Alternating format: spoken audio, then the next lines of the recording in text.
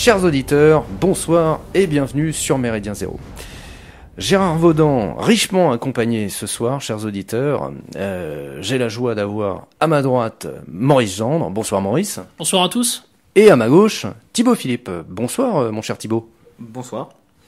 Alors, chers auditeurs, ce soir, une émission de Méridien Zéro consacrée au Tavistock, à l'Institut Tavistock. Alors, chers auditeurs, non, ce n'est pas, le Tavistock n'est pas un cousin du Gaviscon, n'est-ce pas, mon cher Maurice? Ce n'est pas un médicament.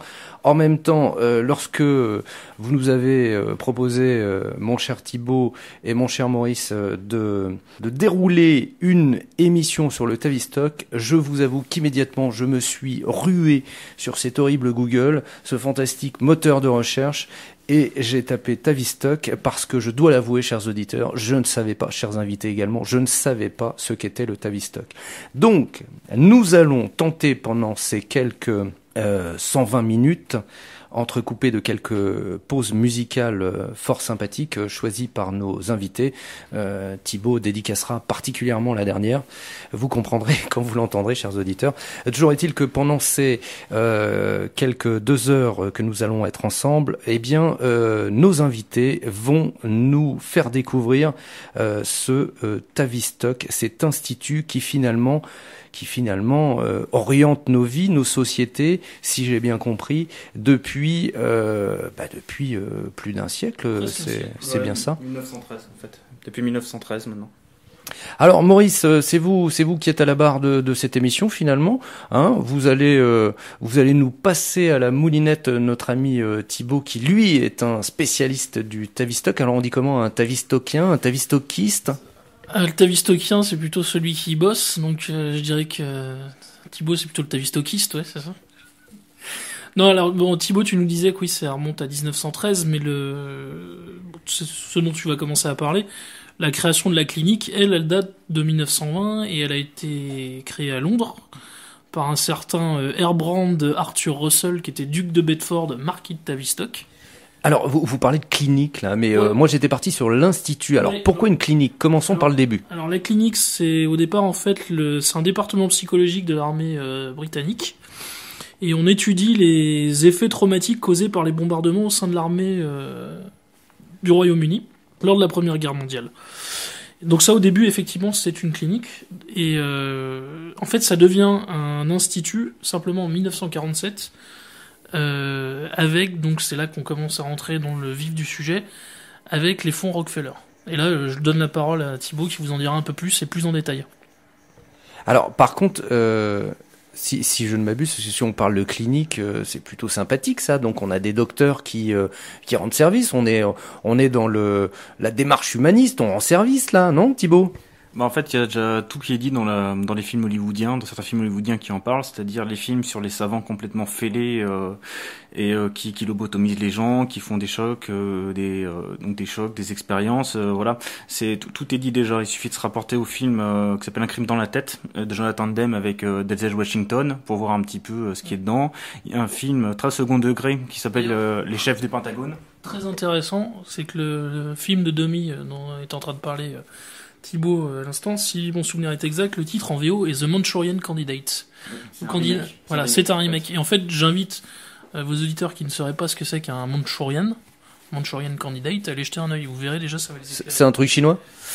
C'est un clin d'œil, mais c'est pas exactement chinois, on va dire, sur la réflexion. Mais en tout cas, ce qui est évident, c'est qu'effectivement, Les chefs du Pentagone, qui est un autre film qui traite expressément du sujet dont on va parler ce soir, est présenté sous la forme d'une comédie. Et en fait, c'est un film très très sérieux et très grave en fait. Sur le sujet dont il parle. Quoi. Le réalisateur annonce d'ailleurs au début que les faits rapportés dans ce film sont plus vrais qu'il n'y paraît. Il laisse un paquet de petits indices durant tout le film. On reviendra sur le projet MK Monarch. On voit un moment un papillon MK Monarch se poser sur la main de George Clooney. Ça fait allusion à l'Institut Esalen sans le mentionner. Et puis ça fait par contre clairement allusion, puisqu'il est mentionné au programme MK Ultra, voilà, sur le conditionnement et le lavage de cerveau. Alors moi j'ai vu récemment Un crime dans la tête avec Denzel Washington. Ouais. C'est plutôt un film fort sympathique, bien joué, etc. Il est vraiment extraordinaire. C'est l'histoire d'un officier américain. Alors c'est quoi en Irak, hein, ça doit être. Ouais, c'est ça. C'est ça, il me semble que c'est ça. Oui. Et donc, comment dire, très rapidement, bon, il revient du front. Ils sont enfin, il y a eu sa section a été laminée, et puis. Il y a toute l'histoire qui tourne autour d'un des survivants qui est présenté comme un héros et qui est présidentiable en fait, Ouais, c'est ça. et dirigé par sa mère, Ouais. sa mère, qui est Glenn Rose, si je dis pas des bêtises. Ouais, Je me rappelle pas en fait exactement, mais en fait c'est le thème du film, c'est sur les fausses mémoires, les mémoires implantées, les phénomènes. On va revenir dessus quand on va dérouler, quand on va arriver au MK Ultra, au MK Monarch de Tavistock.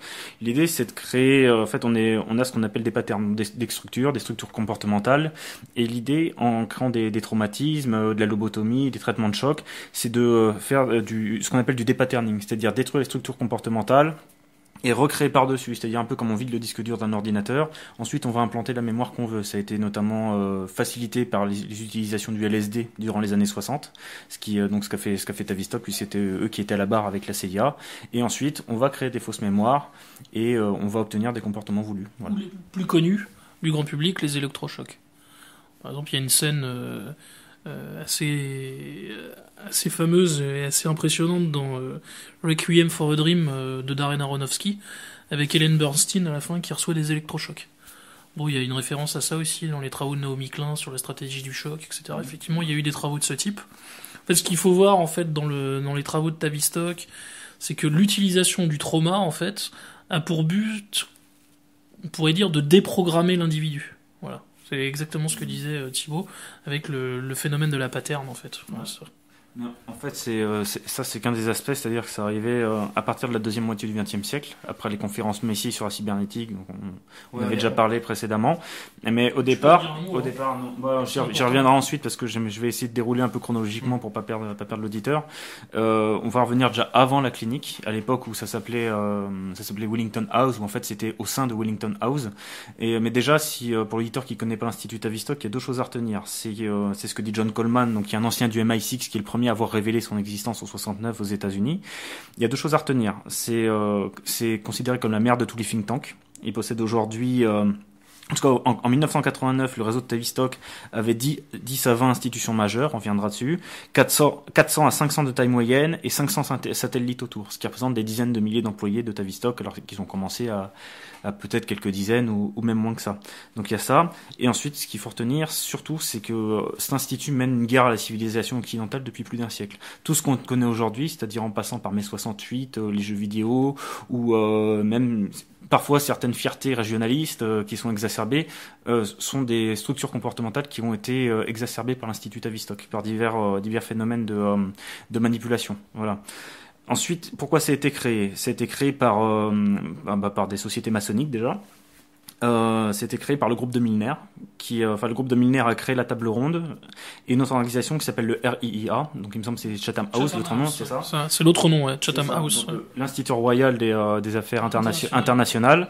Et donc Wellington House se trouvait au sein du Foreign Office, donc le département des Affaires étrangères en Angleterre. Et en fait, Charles Masterman, qui avait été nommé chef de ce centre, l'avait créé sur ordre d'autres personnes du groupe de Milner comme Lord Northcliffe ou Arnold Toynbee, qui étaient aussi des francs-maçons très haut placés, des 33 degrés et 3e degré, il me semble, pour transformer en fait l'opinion du peuple anglais, qui ne voulait pas la guerre contre l'Allemagne. Et on se souvient ce qu'avait écrit Pierre Hullard dans son rapport sur le mondialisme. La création du Bagdad Ban avait créé beaucoup de tensions entre l'Angleterre, enfin les mondialistes de l'Angleterre, et l'Allemagne. Enfin, surtout du point de vue de l'Angleterre, c'est ça. Et donc là, ce qu'ils ont fait, c'est qu'ils ont aidé, en créant les premières campagnes d'opinion publique, à retourner l'opinion anglaise contre l'Allemagne, en diffamant en fait le Kaiser Wilhelm II, en le présentant comme un boucher sanguinaire, un peu comme on fait avec Poutine, Bachar al-Assad, Kadhafi, en fait avec tout le monde, Milosevic, depuis des dizaines et des dizaines d'années. Comme quoi les méthodes de l'Institut Tavistock marchent toujours aujourd'hui, et très bien. D'ailleurs avec Thibaut, on en a vu une illustration incroyable tout à l'heure sur Internet. Des extraits d'une émission de France 4, donc destinée aux enfants, qui s'appelle Une minute, une question. Voilà, une minute, une question. Alors là, c'est un chef-d'œuvre de propagande et de lavage de cerveau pour jeunes enfants. C'est invraisemblable. C'est à voir. Hein. C'est ça. Et donc ça s'est pour pousser à la guerre, ça s'est fait en plusieurs parties. Donc en 1914, il y a la déclaration de la guerre. Et Masterman, ce que fait Charles Masterman, il a recruté plusieurs auteurs, dont des francs-maçons comme Arthur Conan Doyle ou Rudyard Kipling, mais aussi Chesterton, et pour écrire un paquet de pamphlets. Et en tout, il y a eu plus de 1160 pamphlets qui ont été écrits durant la Première Guerre mondiale, donc ce qui fait quand même une énorme propagande. Il y avait le Daily Mirror, je crois que c'est le Daily Mirror ou Daily Mail, c'est à vérifier, celui qui a été créé par le journal créé par Lord Northcliffe, qui envoyait de la propagande, donc un espèce de storytelling aux soldats britanniques sur le front en France. Donc c'était de la propagande grise, un mélange d'histoire, mais en même temps avec des faits réels. Donc c'était pour tromper. Et en 1915, ce qu'il fallait, c'était pousser les États-Unis à la guerre. Donc il y a eu ce qu'on a appelé le rapport Bryce, d'un brillant expert historien, il me semble, américain, qui a publié un livre qui rapportait les témoignages de 1200 témoins oculaires qui auraient vu la barbarie du Kaiser, des armées allemandes qui violaient les femmes sur la place du village, le Kaiser qui tranchait les bras des gamins et ou qui tranchait les seins des femmes, enfin un paquet d'atrocités qui étaient fausses de A à Z. Mais des couveuses koweïtiennes. Ouais, c'est ça. Derrière les couveuses koweïtiennes, il y a un centre qui travaillait avec Tavistock qui s'appelait Hill & Knowlton, c'est ça, voilà. Et qui était payé $600 000 par cette opération par l'ambassadeur du Koweït, justement. Hill & Knowlton, d'ailleurs, si mes souvenirs sont exacts, qui est devenu ensuite Ogilvy. Et Ogilvy a assuré la campagne de Ségolène Royal en 2007, quand celle de Sarkozy, à la même époque, était assurée par le Boston Consulting Group. Voilà. Alors, je l'ai pas dit par contre, mais les financements de Wellington House venaient de Wall Street, venaient de Rothschild et venaient de la famille royale d'Angleterre. Voilà. Rockefeller a suivi ensuite, comme tu l'as dit tout à l'heure, quelques années après, mais au début c'était Rothschild et la famille royale d'Angleterre. Voilà. Et donc ce rapport Bryce a été traduit en 27 langues, c'est-à-dire que même les pays neutres ont été influencés par ce qu'il y a dedans, ils étaient complètement choqués. Et à partir de là, Wellington House s'est dit voilà, ils ont commencé à minimiser l'incertitude sur leur méthode et à se dire ça marche pas pour mobiliser l'opinion publique. Et ils sont aussi servis de l'industrie cinématographique, ils ont fait un film qui s'appelle Le Kaiser, la bête de Berlin. Et ils ont adapté un livre d'un ancien ambassadeur, je crois américain en Allemagne, et c'était mes 4 ans en Allemagne, My 4 Years in Germany, qui lui aussi c'est évidemment de la propagande là-dessus. Wilson a été élu en promettant qu'il n'irait pas faire la guerre à l'Allemagne. Mais disons que Wellington House avait une petite ramification aux États-Unis avec des gens qui sont déjà connus par certains auditeurs, qui sont Edward Bernays et Walter Lippmann, qui eux ont poussé Wilson à la guerre, notamment par l'influence dans la commission Krill. Donc la commission Krill qui a été créée en avril 1917, c'est quoi ? Elle était dirigée par le journaliste George Krill. Et c'était, pareil, façonner l'opinion, la retourner, puisque, a priori, les Américains n'avaient rien à cirer de ce qui se passait en Allemagne. Et pour ensuite leur dire, nous les Américains, nous allons participer à l'effort de guerre. Et on connaît cette affiche, I want you for US Army, de cette époque avec l'oncle Sam. C'est justement l'ancêtre de Tavistock, Wellington House, qui l'a créé. Il y avait également ce qu'on appelle mais ça peut être vérifié, ça peut être vérifié en source ouverte. Hein. Il y avait les 4-minute men, c'est-à-dire des gens qui, pendant des assemblées, se levaient et reprenait la propagande gouvernementale pour exhorter les civils à les combattre au bénéfice, croyait-il, de l'Amérique.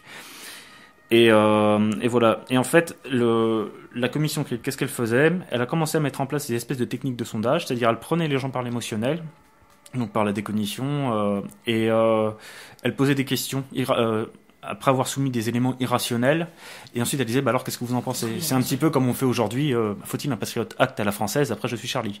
Voilà, c'est un petit peu les mêmes méthodes, et c'est à partir de là qu'ils ont commencé à systématiser justement ces choses-là. Oui, d'ailleurs Lippmann a écrit un ouvrage qui s'appelait Public Opinion, je crois. Ouais, c'est ça. Ouais. Et dans Public Opinion, qui a été écrit en 1922, qui est disponible en anglais sur Internet, où Lippmann, qui était membre de la société maçonnique Fabienne aussi, anglaise sur laquelle on reviendra, il disait un peu comme Bernays dans Propaganda, hein, qui lui est disponible en français. Il étudiait comment on crée une volonté nationale, un esprit de groupe, un but social, comment ça se forme, comment les images se forment dans l'idée des gens. Il disait lui aussi qu'il fallait une organisation experte, mais un peu comme H.G. Wells dans La conspiration au grand jour en 27 ou 28, c'est-à-dire mettre en place un gouvernement d'experts, une espèce de gouvernement invisible, hein, comme disait déjà Bernays. Et comment en fait simplifier la réalité pour que les gens comprennent un petit peu ce qu'on leur dit. C'est-à-dire manipuler complètement le réel, créer ce qu'il appelait un pseudo-environnement, donc un environnement contrôlé, une fausse réalité, et ensuite altérer la perception des gens pour les diriger dans le sens voulu, et c'est ce qu'il appelle l'opinion publique. Voilà. Et il disait, nous assumerons que ce que chaque homme fait n'est pas basé sur une connaissance directe et certaine, mais sur des images faites par lui ou qui lui ont été données, pardon. Sans une certaine censure, la propagande au sens strict du mot est impossible. Donc c'est quand même assez explicite. Il terminait en disant que il y a certaines formes de pollution sonore, en fait toutes les formes de pollution sonore entraînent justement une décognition chez les sujets, c'est-à-dire une perte de conscience, une perte de raisonnement, et que ça les empêche de se concentrer et de réfléchir sur les sujets sérieux. Voilà. Alors j'avais une petite question là, parce que en vous écoutant Thibaut, je me dis, mais c'était uniquement à des fins politiques ou parce que bon, en général, quand les Américains sont derrière, il y a souvent des fins commerciales. Alors ils ont fait du pognon avec tout ça ou? Oui, mais en fait, c'est pas les Américains, c'est les Britanniques. Enfin, oui, pardon. C'est le contrôle britannique des États-Unis. C'était d'ailleurs le nom du rapport de John Coleman en 69. C'est Tavistock, le contrôle britannique des États-Unis. Voilà, les États-Unis sont on va dire les laquais comme toujours. Bon, du moment qu'il y a moyen de faire un petit billet, hein, il y a toujours une possibilité. Donc oui, ils se sont fait du fric, évidemment, mais c'était pas ça le but. Ensuite, ça dépend comment on appréhende les choses. Si on voit tous ou les rapports économiques, on se dit s'il y a moyen de faire du pognon. Si on voit les rapports politiques, on se dit c'est à des fins de domination. Si on le voit par l'ésotérique, il y a encore d'autres rapports, puisque la société fabienne, qu'est-ce qu'elle voulait? C'était mettre en place la philosophie du Commonwealth. C'était ce qui deviendra plus tard le Commonwealth, c'est-à-dire un espèce de nouvel ordre mondial sous gouvernement britannique, quoi. Un espèce de gouvernement faussement libéral, c'est-à-dire où à l'intérieur tout est atomisé, où on détruit toutes les cultures, où les gens sont interchangeables, un petit peu avec le projet citoyen du monde qu'a mis en place Tavistock à la fin des années 40, on reviendra dessus aussi, et avec l'UNESCO. Et au-dessus, c'est un espèce de gouvernement socialo-communiste fabien, où tout est contrôlé. Ouais, voilà.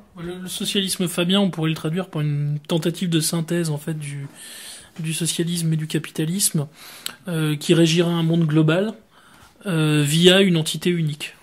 Voilà, c'est ce qu'on pourra appeler le projet de gouvernement mondial, dont on peut se demander si on n'a pas vu l'ébauche lors de la manifestation du 11 janvier avec tous les dirigeants qui étaient réunis à côté du métro Voltaire. Dans la rue d'à côté, hein. Il y avait la plèbe d'un côté, il y avait la plèbe d'un côté, et puis il y avait l'élite de l'autre, gentiment, bras dessus, bras dessous. C'était une image assez fantastique d'ailleurs, hein, mais avec les belles images de premier plan, on se dit, waouh, la vache! Voilà ça. En tête de cortège. Alors est-ce que le chemin pour Jérusalem commence par Paris, hein? Parce que d'après Jacques Attali, la capitale du gouvernement mondial, c'est Jérusalem, hein, donc. Bon, ouais, sinon, je sais pas, j'aurais vu Brest, moi, c'était sympa. Pour reprendre sur ce que tu disais sur est-ce que c'est économique, est-ce que c'est politique, on trouve quand même sur Internet pas mal de noms de clients de Tavistock. Donc il y a des contrats avec l'USAID, qui est une société écran de la CIA, tout simplement, la Bechtel et la Raytheon, qui sont des sociétés d'armement, de défense. Le groupe a développé des profils et a bossé de manière très proche, très étroite avec le Club de Rome, donc les néo-malthusiens. Il y a le German Marshall Fund, la Fondation Rockefeller évidemment, le Bilderberg, le CFR, donc qui est une création américaine qui émane du RIA anglais, il me semble. La Banque des règlements internationaux, le FMI, la Banque mondiale, Boeing, British Petroleum, Microsoft, IBM, Kissinger Associates, puisque Henry Kissinger a été l'élève du premier directeur de Tavistock. Voilà. Sir John Rawling Rees. Alors donc Kissinger était un de ses élèves préférés, et Rawling Rees disait nous devons être une 5e colonne au sein des sociétés. Voilà, il y a quelques il y a quelques personnages comme ça très emblématiques des grandes figures de l'histoire contemporaine qui ont été choisis directement par des membres du Tavistock. Un notamment, c'est Jimmy Carter, qui a été choisi par un des docteurs du Tavistock qui s'appelait Peter Bourne. D'ailleurs, je me demande si le film Jason Bourne, la série Jason Bourne, ne fait pas explicitement référence au docteur Bourne. Alors, c'était la blague que j'allais Oui, placer gentiment derrière en disant ben, je et il pense connaît que- Jason. Et ben, écoute, enfin, comme le cinéma en fait ne fait que des clins d'œil à ce genre de choses, Et les clips musicaux aussi. et évidemment les clips musicaux, on en parlera tout à l'heure. Je pense que c'est tout sauf une simple coïncidence. D'accord, c'est assez extraordinaire. Par contre, Thibaut, j'avais une question parce que je me dis là, je vous écoute, vous citez énormément de choses. Alors vous avez parlé de sources ouvertes. Alors je vais faire le béotien, mais c'est quoi une source ouverte? Première question. Et deuxième question, c'est vous me sortez tout ça d'où là? Parce que vous en avez des pages et des pages et des pages. Vous allez chercher ces informations où? Et surtout, quand je vous écoute là, c'est crédible tout ça? Enfin, on est sûr? Alors, il y a des choses qui sont sûres. Quand je les mets à quand je les mets à un indicatif, c'est que je les ai vérifiées. Et quand je mettrai au conditionnel, par exemple, quand je parlerai avec Maurice de la création des Beatles par l'Institut Tavistock et l'école de Francfort, qui est globalement la succursale allemande qui ensuite est venue aux États-Unis. Là, j'emploierai le conditionnel. Mais de toute façon, je mettrai pour les auditeurs, je mettrai toutes les sources qui m'ont servi dans mon travail. Ouais. Et quand je dis source ouverte, je mettrai que des sources vérifiables. Ensuite, je mettrai des sources qui reprennent sans être sûr. Par exemple, j'ai pas réussi à vérifier quand Daniel Estulin. Alors pour savoir pour Tavistock, il y a 2 livres qui ont été écrits. Il y a Daniel Estulin qui avait écrit sur la véritable histoire des Bilderberger, justement, qui est un très bon livre.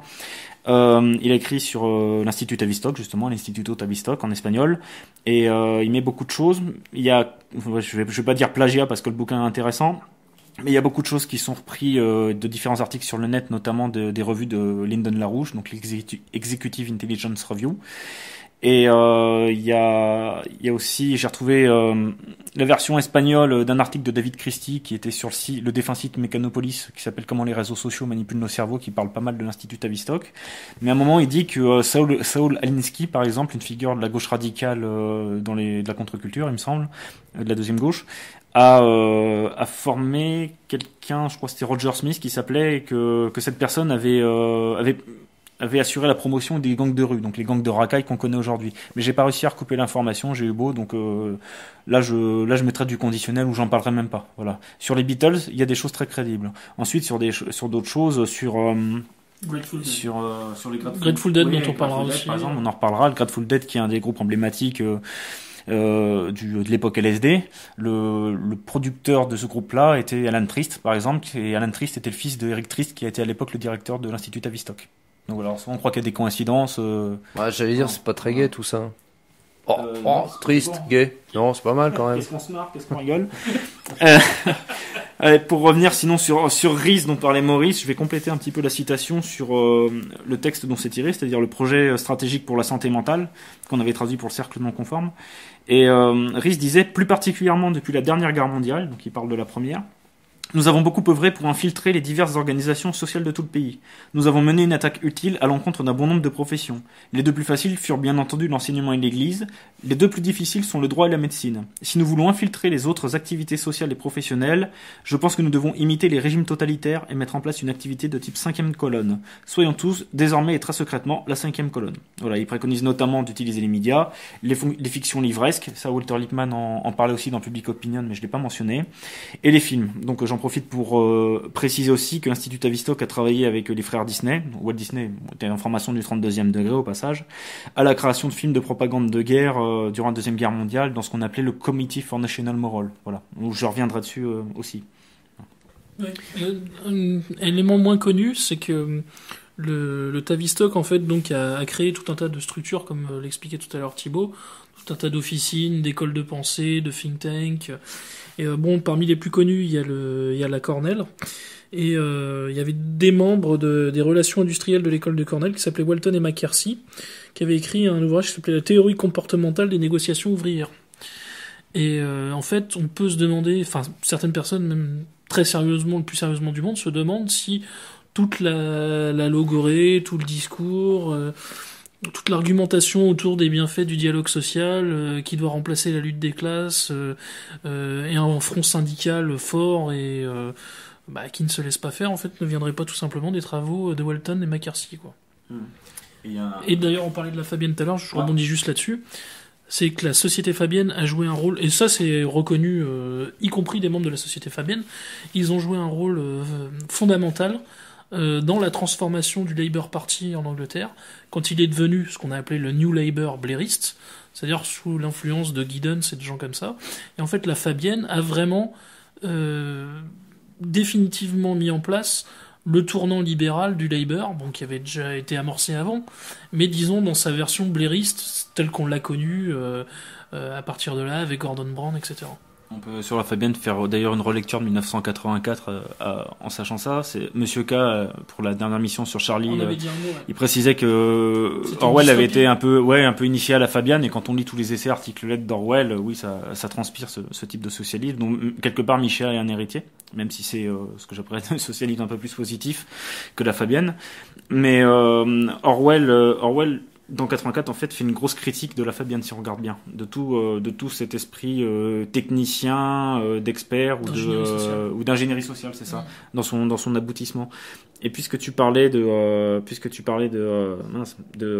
parler de Kurt Lewin en fait. Ah, vas-y. J'allais parler de Kurt Lewin parce que je sais plus de quelle personne tu parlais, mais c'est une autre en fait figure clé de l'Institut Tavistock. À mon avis, ça a dû être, je sais pas, qu'il se tire un peu la bourre avec Bernier pour qui était la plus grosse ordure du XXe siècle, mais je pense que c'est Lewin. Et alors je vais verser des grosses larmes de crocodile parce que sur Wikipédia, on lit sur Lewin: esprit scientifique et humaniste, marqué par la montée du nazisme dans son pays natal, il a consacré toute sa vie à la défense des valeurs de tolérance et de liberté, notamment au travers de ses travaux promouvant la démocratie à l'intérieur des groupes humains. La vérité, c'est qu'il s'est fait gicler d'Allemagne quand les mecs se sont aperçus qu'il fait des expériences de manipulation, puisqu'il est considéré comme un des fondateurs de la psychologie sociale, voire le fondateur de la psychologie sociale. Donc il était de la branche de l'école de Francfort, lui aussi. Et il était ensuite membre américain de l'école de Francfort, qui s'appelait donc Institute for Social Research, puisque Francfort c'est qu'un nom comme ça, comme on dit le collège invisible de Palo Alto, ou l'école de communication de Palo Alto, qui a pas de nom en fait en tant que tel. Mais c'est l'Institut sur la recherche sociale. Et lui il a mené en fait diverses études. Il appliquait pas mal de choses aussi. Par exemple, c'est le père de ce qu'on appelait l'étude du bombardement stratégique, et qui s'est manifesté quand il a fait bombarder la ville de Freiberg le 27 août 40 par Churchill, alors qu'elle était Roosevelt, je sais pas, mais Churchill, je suis sûr. Et il fait la demande des deux. C'est ça. En fait, elle était dénuée de capacité militaire. Ensuite, on dit, regardez, les Allemands, les vilains nazis font la blitzkrieg contre l'Angleterre. Mais c'était au bout de 8 semaines, après qu'Hitler il ait demandé à Churchill, bon, respectez notre accord, et que Churchill ait fait bombarder sur conseil de Lewin systématiquement ces villes allemandes. C'est ensuite qu'il y a eu la blitzkrieg. Et le bombardement de Dresde aussi, c'est du Tavistock. Voilà. Et oui, parce qu'un des buts du Tavistock, d'ailleurs c'est écrit noir sur blanc, ça a été déterré de certaines archives du Tavistock, c'est de voir de trouver le point de rupture d'un être. C'est-à-dire, en fait, arriver à un certain niveau de souffrance, de privation sensorielle, par exemple, c'est-à-dire dans un état de souffrance et de stress absolu, à quel moment l'être craque, et c'est-à-dire que c'est là, à partir de là qu'on peut le déprogrammer et le conditionner, socialement notamment. C'est typiquement le sujet du film Un crime dans la tête. Hein. Ouais, c'est ça. Mais c'est en fait tout ça, c'est quelque chose qu'a conceptualisé Kurt Lewin, qui s'appelle la psychologie topologique. Donc on va revenir dessus rapidement, mais il y a un espèce de petit exemple avant-guerre qui peut donner une petite illustration. C'est le Radio Research Project. Donc il me semble pas que Lewin était dedans, mais qui s'est déroulé à l'université de Princeton. Donc c'était évidemment financé par Rockefeller pour étudier les effets des médias de masse sur la société. Donc ça, tu me parlais de source ouverte, c'est du wiki. Donc voilà, sachant que wiki, il y a quand même des choses de très bonne qualité dessus. Le directeur de ce projet, c'était Paul Lazarsfeld, qui était une des personnes qui a modélisé les sondages modernes, qui a travaillé notamment avec George Gallup pour les sondages Gallup. Le chef de la division musicale, c'était Theodor Adorno de l'école de Francfort, qu'on soupçonne d'être justement derrière la création des Beatles. Il y a un livre dont le titre peut rebuter ou faire un peu cliché, qu'a écrit Laurent Glosy, qui s'appelle Illuminati, où il traite du rock, du satanisme, de Walt Disney. Il y a des très bons éléments dedans. Ce que je regrette, c'est qu'il prend souvent les mêmes sources et moi je l'ai pas lu, je peux pas vérifier. Mais en tout cas, ce qu'il dit sur le Tavistock Institute, de mon côté, c'est vérifié globalement et c'est vrai.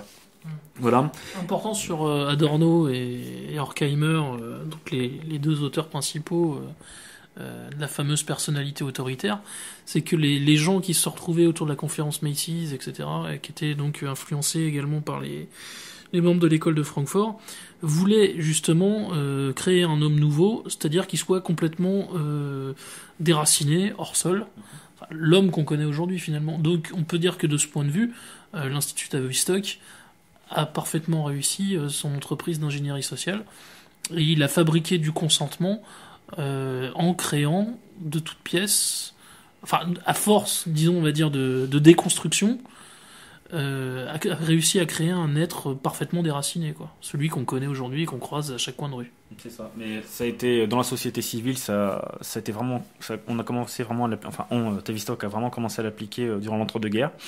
C'est-à-dire que année après année, ça peut paraître con comme ça aujourd'hui, hein, mais la taille des ourlets des femmes se raccourcissait de plus en plus. Il y a eu la promotion de tout ce qui est lesbianisme, homosexualité, impudeur, fumer, boire en public.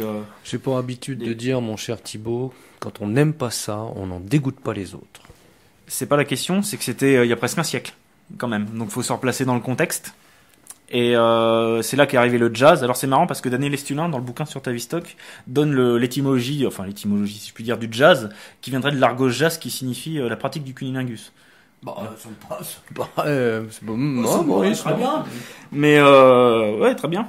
Mais dans la sphère privée, quand on en fait la promotion dans la sphère publique, ça donne ensuite des petites lolitas sur des affiches, quoi. On extrapole beaucoup, mais 90 ans après. Non, vous abusez, Thibaut, vous abusez. Reprenons. Mais je vois que monsieur aime bien les gamines. Voilà. Et c'est à partir de là qu'on a commencé à mettre aussi en avant les vedettes hollywoodiennes qui sont venues donner leur avis, un peu comme les crétins d'acteurs viennent parler sur les plateaux aujourd'hui en croyant qu'ils ont des choses à dire alors qu'ils font que réciter des textes. Oui, et puis, pas que, parce qu'il y a quand même deux exemples connus qui sont Clooney et Angelina Jolie, qui sont tous les deux membres du Council on Foreign Relations. Ouais. Donc, quand ils s'expriment, on peut être sûr que c'est pas simplement l'avis d'un crétin d'Hollywood, c'est la voix du maître. Le sketch que nous a joué pendant des années, l'ineffable Clooney autour du Darfour et du Sud-Soudan, c'était tout sauf un hasard. Il y avait un plan bien préétabli et qui évidemment visait essentiellement à empêcher la Chine d'entretenir de bonnes relations avec les pays qui étaient dans cette zone. Et Angelina Jolie, elle, on lui avait plutôt donné pour mission de déstabiliser médiatiquement une partie de l'ex-Yougoslavie, ou par exemple on va dire de ce qu'on va appeler l'étranger proche russe.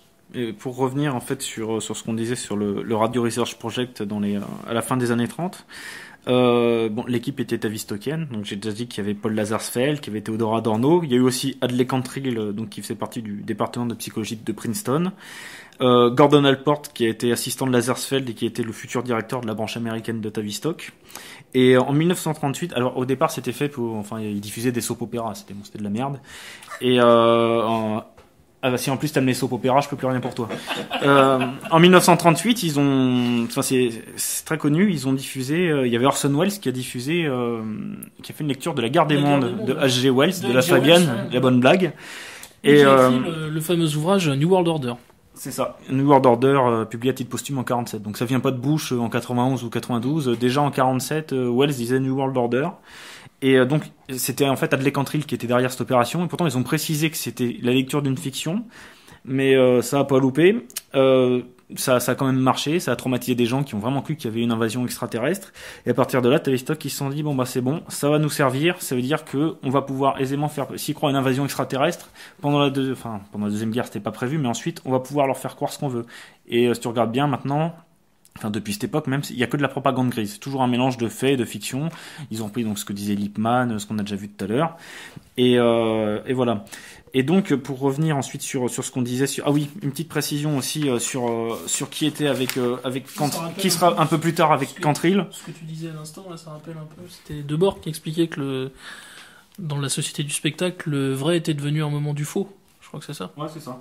C'est la bonne formule. Et pour revenir sur Cantrill, pour montrer que dans toutes les opérations, avec lui, il y a eu Tavistock. Et il y a eu un conseil de direction qu'il a assisté quand il a bossé pour RISE, pour l'UNESCO un peu plus tard. Il y avait dedans Warren Bennis, donc qui était, on va dire, un petit adepte d'Eric Trist, futur directeur de Tavistock. Il y a eu Marilyn Ferguson, et on va en reparler, qui a été présenté comme l'auteur de la conspiration du Verseau, donc le manifeste New Age de 1980. Ouais, tiens, je vais t'arrêter là-dessus. Parle-en directement, parce que c'est vraiment un point important, ça aussi. Donc en 1940, Tavistock a contribué à mettre sur pied le Comité pour la morale nationale, qui était encore une fois chargé de faire de la propagande, comme durant la Première Guerre mondiale avec le I Want You for US Army. Et dans ce comité, on retrouve encore une belle brochette de Tavistockiens. Il y avait George Golub qui était pas Tavistock, mais qui a mis en place la méthode des sondages Golub qu'on utilise encore aujourd'hui. Margaret Mead, qui reviendra, donc qui a fait partie, qui avait les conférences Messi, mais aussi la Société d'anthropologie appliquée, dont a fait partie Edward Bernays pratiquement jusqu'à la fin de sa vie. Gordon Allport, donc futur directeur de Tavistock. Ruth Benedict. Erich Fromm de l'école de Francfort, Gardner Murphy qui est un psychologue de Tavistock, Kurt Lewin qui était partout, enfin il est mort en 47 mais sinon il était partout, et Gregory Bateson sur lequel on va aussi pas mal revenir. Voilà, ouais, Palo Alto, ouais, qui est considéré comme le fondateur de la nouvelle le collège invisible de Palo Alto, la nouvelle communication. Et à cette époque, il y a un livre qui a été écrit qui s'appelle Civilian Moral, donc la morale civile. Et Kurt Lewin a écrit un article qui s'appelle Time, Perspective and Moral, où il compare la psychologie du gamin et celle de l'adulte. Et il dit que le gamin vit dans le présentéisme. Il vit dans le présentéisme. Il voit pas, il planifie pas sur le temps long. Il est dans l'instant présent, quoi. Ouais, parce qu'on voit avec la révolution mai 68 qui a été sous égide Tavistock CIA. Où c'est jouer sans entrave, tout de suite et toutes ces conneries. Voilà. Et chez l'adulte, en fait, l'adulte planifie sur le temps long, mais ça s'effrite quand avec une augmentation de l'incertitude et les difficultés qu'il frappe. Et à ce moment-là, l'adulte replanifie au jour le jour. Et c'est là que c'est très important le concept de Lewin de psychologie topologique. C'est quand dans un environnement, il y a tellement de tensions que c'est plus l'homme qui interagit avec son environnement, mais c'est l'environnement qui contrôle l'individu. Donc ce qu'on voit pratiquement dans les... là je renvoie à Gouverner par le chaos de Lucien Cerise sur les stratégies du chaos contrôlé. Hein. Voilà. À partir de là, c'est comme quand on parlait hors antenne de l'effet H, où la pression sociale fait que on va s'indexer sur ce que dit le groupe, même si on sait pertinemment que c'est faux.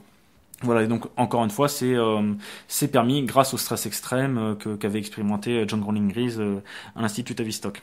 Voilà.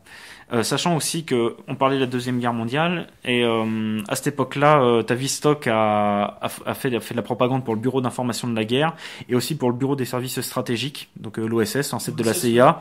Et sachant que Bateson en faisait partie et Kurt Lewin était consultant pour l'OSS. Voilà, mais ils ont fait notamment de la propagande contre Chamberlain qui voulait faire la paix avec Hitler. Mais le fait le plus important, c'est venu pendant la guerre, et je pense que c'est vraiment le tournant majeur du XXe siècle. C'est ce qu'on a appelé les conférences Macy sur la cybernétique, donc qui sont déroulées entre 1946 et 1953. Enfin, c'est juste après-guerre, du coup. Et alors, qui est Josiah Macy? Josiah Macy, je crois qu'il avait bossé dans le domaine pétrolier. C'était ce qu'on appelle un Quaker. C'était évidemment financé par Rockefeller. C'est une fondation qui est financée par Rockefeller. Et en fait, c'est encore une fois on retrouve pas mal de pluridisciplinarité comme dans d'autres opérations de Tavistock. Donc là il y a tous les grands noms de la science du XXe siècle. Il y a eu Claude Shannon qui a théorisé plus ou moins la théorie de l'information moderne. Il y a eu John von Neumann, un des pères de la bombe atomique et qui a créé les premiers ordinateurs modernes en 1946 il me semble. Norbert Wiener, donc le père de la cybernétique moderne. Margaret Mead, encore une fois, Gregory Bateson, Paul Lazarsfeld et Kurt Lewin, je crois que j'ai pas mentionné, le fameux Kurt Lewin avant qu'il meure en 47. Il devait y avoir aussi comment il s'appelait, Walter Cannon, qui avait théorisé sur la sagesse du corps, l'homéostasie, qui est très important qui a pas mal servi dans la théorie générale des systèmes. Et officiellement, ces conférences étaient destinées à mettre au point une science générale du fonctionnement du comportement ou du cerveau. Donc ce qui a donné naissance ensuite aux neurosciences, au cognitivisme. Mais faut voir là encore le documentaire de Lutz Dambeck qui s'appelle Das Netz, Voyage en cybernétique, où il explique bien que derrière ça il y avait la CIA. Et bon, on a vu qu'il y avait un paquet de Tavistockiens. C'était comment comment s'appuyer sur les études de balistique de la cybernétique pour anticiper sur le comportement humain. Ils se sont dit, voilà comment fonctionne un ordinateur. Ils ont petit à petit complexifié les tâches élémentaires d'un ordinateur, analysé comment traiter les données, comment était extraite une information et comment l'ordinateur donnait un résultat, c'est-à-dire chez l'être humain, comment l'être humain crée sa réalité. On peut le comparer comme ça. Ils se sont dit, le cerveau humain doit fonctionner à peu près pareil qu'un ordinateur. Donc, ils avaient raison, à part que le cerveau grossit ou il s'atrophie physiquement, hein. Notamment quand on regarde la télé, physiquement, le cerveau diminue, hein. C'est pour ça que quand on reste vraiment longtemps devant la télé, c'est pas le programme qui pose problème, c'est le support. C'est que... Alors, apparemment, je crois que c'est le Emery, c'est ça? Ouais, Frédéric Emery. Frédéric Emery, ouais, qui disait que la télé était une forme d'hypnose. Parce que le néocortex, visiblement, est inactif. C'est l'hémisphère droit, surtout, qui est mis à contribution. Il y a des endorphines qui sont dégagées. Et donc, ça a l'effet d'une drogue dure. Un exemple, d'ailleurs, qui est assez connu et qui a été étudié, d'ailleurs, par le Tavistock et qui a été promu par le Tavistock, c'est une série pour enfants qui est très connue, qui est extrêmement célèbre aux États-Unis, qui s'appelle Sesame Street. Rue Sésame. Et un certain Malcolm Gladwell, donc du Tavistock Institute, disait que ce programme pour enfants était formidable parce il accaparait leur attention, il les formatait, mais il n'avait pas pour but en fait de les éduquer, ni de leur transmettre un savoir, ni de leur donner d'envie d'apprendre. Il devait juste leur donner l'envie d'aimer la télé. Ça n'avait pas d'autre objet. Donc en fait, on est dans le formatage pur et simple. Et il y a eu des exemples un peu plus connus où finalement la télé, enfin le support télé a été utilisé, ou la publicité, juste à des fins hypnotiques et d'accaparement, on pourrait dire, d'accaparement finalement de l'esprit. Un exemple qui était connu aux États-Unis également, c'était la mascotte de Camel, Joe Camel, qui a fait énormément fumer de gamins là-bas. J'avais vu d'ailleurs, les chiffres étaient assez impressionnants. La première cigarette qui était fumée aux États-Unis, nombreux gamins à l'époque tombaient dans les griffes de Camel parce que justement ils avaient grandi avec la mascotte Joe Camel. Ou un autre exemple, un des plus célèbres au monde finalement, où la mascotte remplace quasiment le nom, c'est Mickey, qui incarne Disney finalement. Ou le château de la Belle au Bois dormant, mais ça c'est une autre affaire. Mais enfin, dans la tête d'un enfant, Disney c'est Mickey. Voilà. Donc en fait, quand on cherche un peu plus, Disney c'est de l'ésotérisme, c'est de la pédopornographie, c'est toutes ces saloperies. Et sur ce que tu disais, avec la télévision, c'est une combinaison. C'est une combinaison de données, ou plutôt de bombardements d'images, de sons, qui s'accumulent sur les récepteurs, donc les gens qui regardent ça, notamment les gamins. Tu as l'image, tu as le son, tu as comment est agencée l'image. Et il y avait par exemple William Sargant qui avait collaboré au MK Ultra, duquel on va pas tarder à parler, qui était un grand fan des électrochocs et de la lobotomie, qui était un bon pote d'Ewen Cameron, donc qui lui a pratiqué de la lobotomie. Un clinicien canadien qui a fait donc des expériences de lobotomie sur 56 patients, je crois, et qui était également membre du Tavistock. Et ce brave monsieur travaillait pour l'hôpital Royal Victoria de Montréal, et il a fait souffrir des gens à des fins expérimentales pour le financé TI. Par la CIA. Financé par la CIA. Pour le compte également du Tavistock Institute. Alors moi je propose de faire souffrir un petit peu les oreilles de nos auditeurs là. On va leur alors Thibaut, vous allez nous dire ce qu'on va leur envoyer dans les oreilles là. On va faire une première pause musicale. Alors dites-moi tout, qu'est-ce qu'on leur envoie dans les esgourdes à nos amis auditeurs? On va leur mettre une célèbre chanson de la contre-culture qui va lancer un petit peu le sujet dont on va parler ensuite, c'est-à-dire tout ce qui est un peu plus tard, tout ce qui est le contrôle mental. Donc on va leur mettre White Rabbit de Jefferson Airplane. Et puis ça introduira un petit peu à ce dont on parlera, c'est-à-dire le MK Ultra et une saloperie qui s'appelle le MK Monarch, qui joue sur la fragmentation de la personnalité et notamment la programmation d'esclaves sexuels. Eh bien c'est parti, chers auditeurs. Alors, chers auditeurs, de retour avec nos invités après cette fantastique pause musicale, donc Maurice Gendre et Thibaut Philippe, pour parler de l'Institut Tavistock. Alors, mon cher Thibaut, nous y retournons, c'est à vous. On va rebondir rapidement sur la musique et sur ce que disait sur ce que disait Maurice. Et pour citer le bouquin de William Sargant, dont on parlait, dont je parlais avant, j'ai peut-être parlé avant, qui est un ami d'Ewan Cameron et qui a écrit un livre. Alors en anglais, je traduis, c'est La bataille pour l'esprit, donc pour le contrôle de l'esprit, hein, bien sûr. Physiologie de la conversion et du lavage de cerveau. Et bon, en français, c'est traduit par Physiologie de la conversion religieuse et politique. Donc c'est un petit peu plus gentillet. On va dire édulcoré. Ouais, c'est ça, un petit peu plus édulcoré. Ouais. Et dedans, il explique que les électroencéphalogrammes, bon, ça a déjà une cinquantaine d'années le bouquin, que les électroencéphalogrammes démontrent que la sensibilité du cerveau humain est fonction des rythmes des percussions, certains pouvant provoquer des anomalies de la fonction cérébrale enregistrable. La fonction cérébrale, on y ajoute, est plus aisément désorganisable par le jeu simultané de plusieurs airs fortement rythmés à des cadences différentes. Et la suggestibilité augmenterait en plus avec la variation de la sonorité et des rythmes de percussion. Donc, on se retrouvera durant toute la contre-culture, en fin de compte. Hein. Voilà. Et pour terminer sur les conférences Messi dont on avait parlé aussi, j'ai oublié de parler de Milton Erickson, qui en faisait partie, qui lui était un spécialiste de l'hypnose conversationnelle. Donc je renvoie à Neuroesclave pour voir un petit peu ce qui se dit dessus. Et qui est aussi à l'origine, via Bateson, de la création, enfin c'est un des inspirateurs de la programmation neurolinguistique. Voilà. La fameuse PNL dans les années 70. Et un petit détail marrant, c'est qu'aujourd'hui, si on va sur leur site, on parlait de source ouverte, la Société américaine de cybernetics domicilie son siège social dans la fameuse K Street à Washington. C'est là où se trouvent tous les sièges des lobbies américains. Donc justement, je tenais de l'ami Lucien Cerise que je crois c'est Clooney qui a fait cette série qui s'appelait K Street. K Street, alors c'était une série qui était produite par Clooney et Soderbergh, si je ne me trompe pas. Et en fait, qui parlait d'un des spin doctors de Clinton, enfin, ou qui faisait référence à lui très explicitement, je ne sais plus, qui s'appelait Carville. Et qui est un personnage assez influent à Washington, enfin très très influent d'ailleurs, pas assez, mais très influent à Washington, qu'on voit d'ailleurs régulièrement sur les chaînes d'information américaines. Et alors, il me semble que la série avait été arrêtée assez vite, pas parce qu'elle n'avait pas de succès, mais parce que c'était vraiment beaucoup trop sulfureux. Les lobbyistes ont justement demandé à ce que la série soit stoppée. Et c'était quoi le titre de cette série? Ça ne me dit rien du tout. K Street. Ah oui, c'est marrant, ça me dit rien du tout, ça. Par contre, on va peut-être prendre soin de l'ami Gérard Vaudan. On va peut-être aborder la révolution sexuelle, donc du cul. Ouais. Hein, que ça le réveille un petit peu. Et cette fameuse émancipation, désir de liberté spontanée. J'adore quand c'est spontané à chaque fois. Comme les révolutions du même nom. Comme les révolutions du même nom, il n'y a pas de souci. Ramassis de conneries.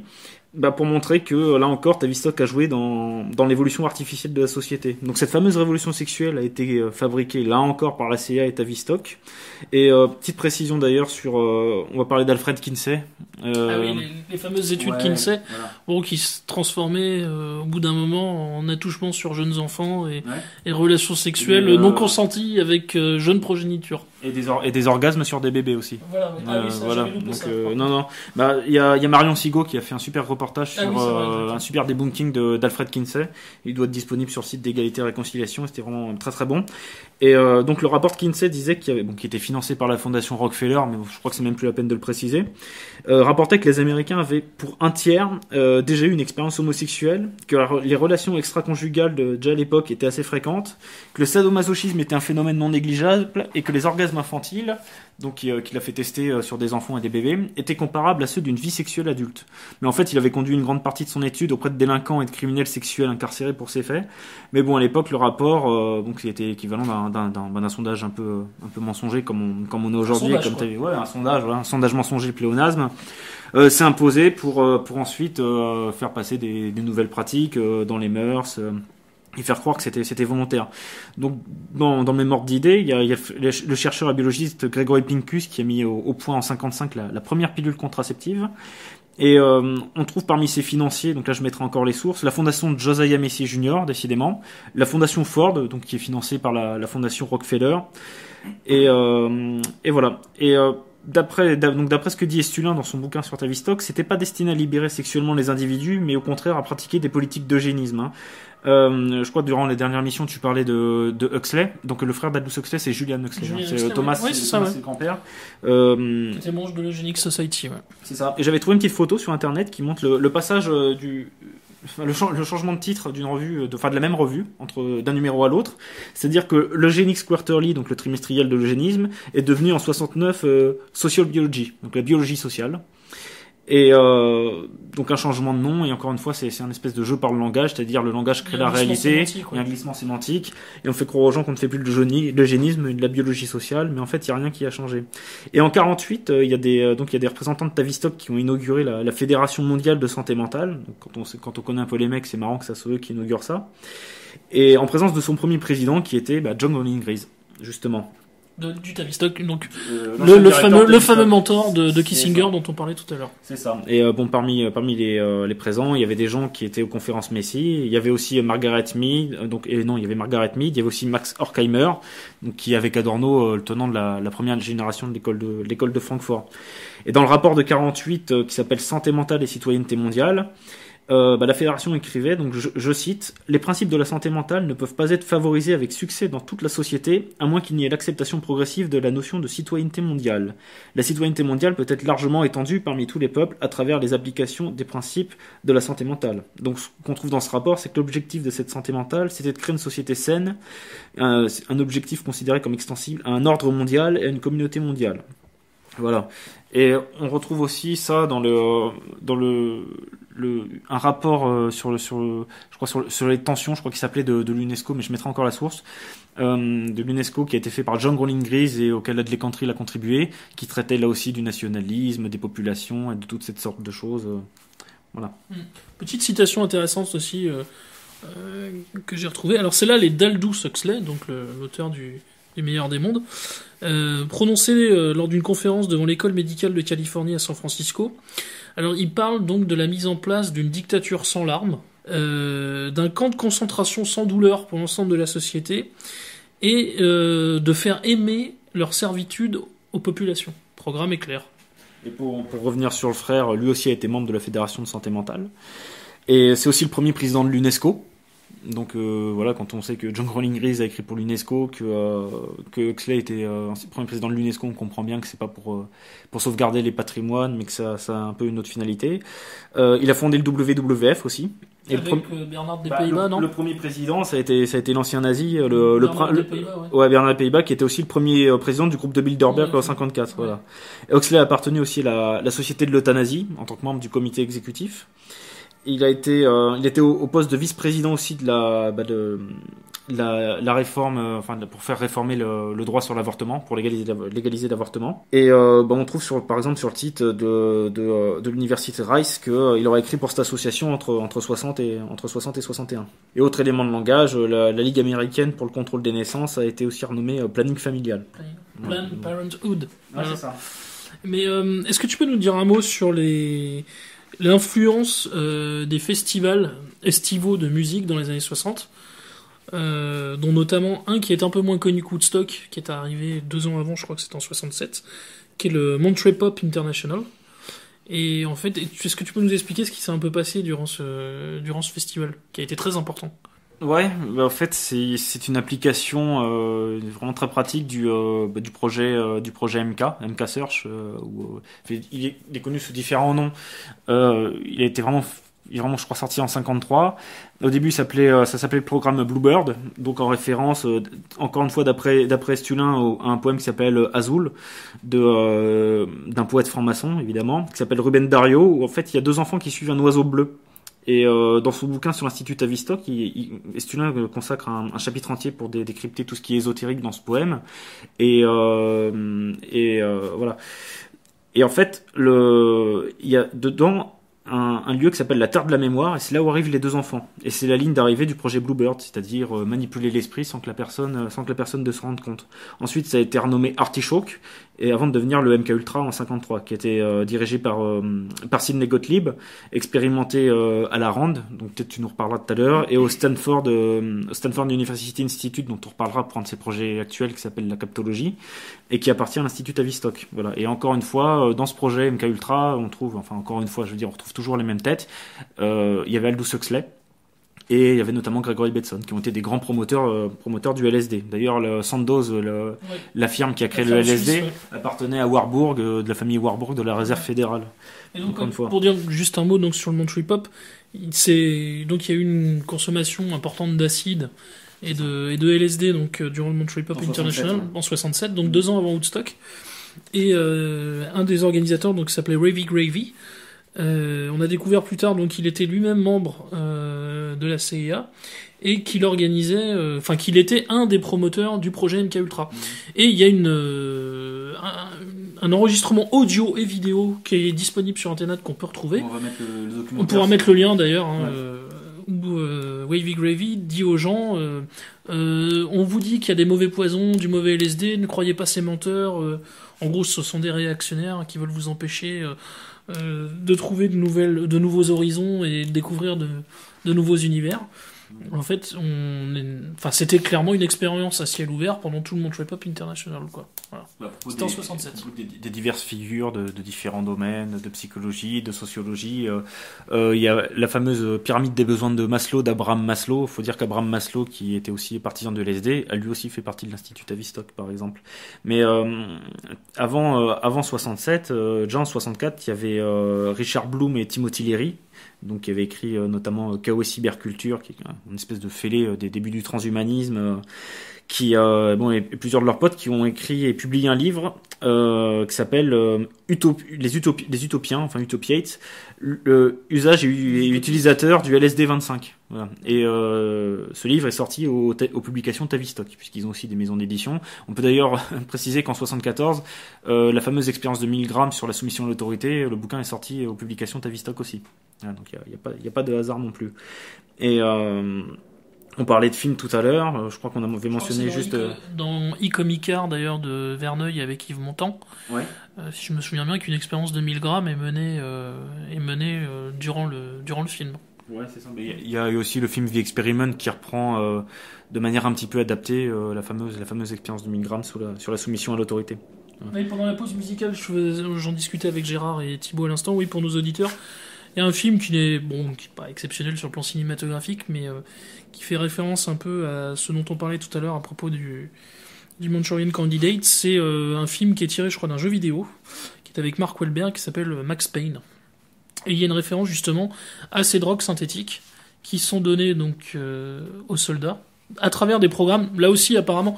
Alors je ne sais pas si là des dossiers ont été déclassifiés, parce que MK Ultra c'est déclassifié aujourd'hui. Le MK Ultra on mettra en lien pour les auditeurs. Les dossiers ont été déclassifiés. Il y a plus de 300 pages disponibles sur ça. Il y a aussi le manuel Kubark, par contre ce qui est le manuel de torture psychologique de la CIA qui a publié l'éditeur Zone, qui a publié aussi Propaganda de Bernays. Et Zone est sympathique puisqu'ils mettent les bouquins de cette collection gratuitement disponibles sur leur site. Par contre, le lecteur verra que dans le bouquin, il y a encore un paquet de passages qui sont caviardés. Hein, donc il y a des choses qui sont vraiment restées secrètes. Et voilà. Donc oui, à propos de ce film Max Payne, donc c'est là encore une firme pharmaceutique, une grande entreprise du Big Pharma qui crée, si je me souviens bien, fabrique donc une drogue de synthèse qui est prévu pour faire ce qu'ils appellent des super soldiers, des super soldats.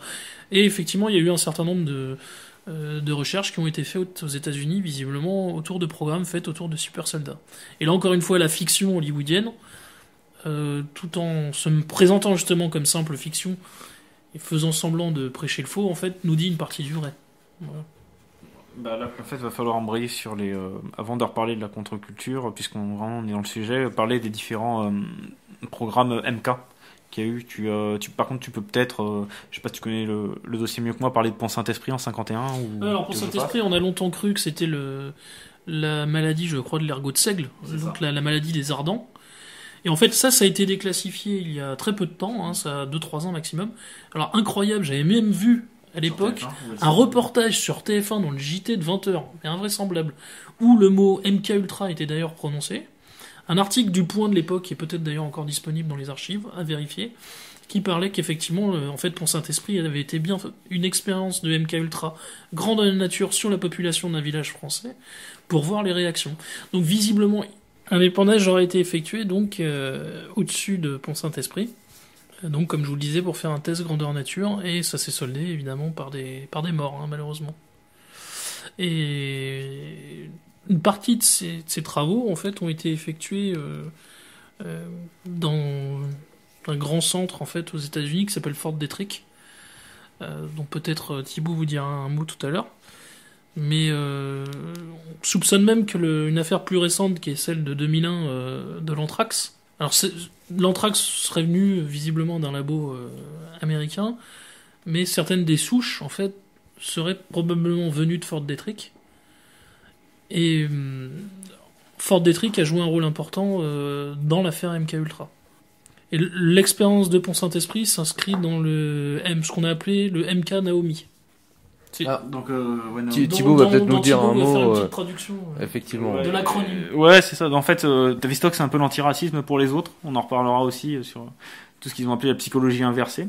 Alors, Naomi, c'est pas pour le petit prénom, c'est pour Niggers are only momentary insects. Donc, les nègres ne sont que des insectes momentanés. Ce qui se rapproche un petit peu de la philosophie de Bertrand Russell, qui disait que lui était... Attendez, Thibaut, c'est vraiment ça la traduction de ce. Enfin, la traduction, oui, mais je veux dire, c'est Naomi, c'est vraiment ça. L'acronyme correspond vraiment. En tout cas, c'est la traduction que j'avais lue. Donc ensuite, est-ce que c'est vrai, est-ce que c'est pas vrai ce serait Niggers are only momentary insects. Voilà, d'après ce que j'ai lu. Et parce que disait Bertrand Russell, ça se rapproche pas mal de ça. Lui, il disait que, enfin, pas de au niveau extermination, mais il disait que lui, ce qu'il aimait bien chez les Noirs, c'est qu'ils étaient dociles.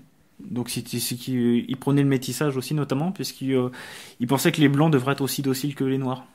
Du coup, avec Tavistock, ils ont promu un petit peu ça. Oui, ils ont promu le métissage déjà, mais ils ont promu ce qu'ils ont appelé la psychologie inversée, la reverse psychology, ce qui est simple, hein, c'est-à-dire abattre la fierté nationale, la fierté ethnique, la fierté culturelle, mettre en avant la culpabilisation, le politiquement correct, ne surtout pas choquer, ne surtout pas blesser.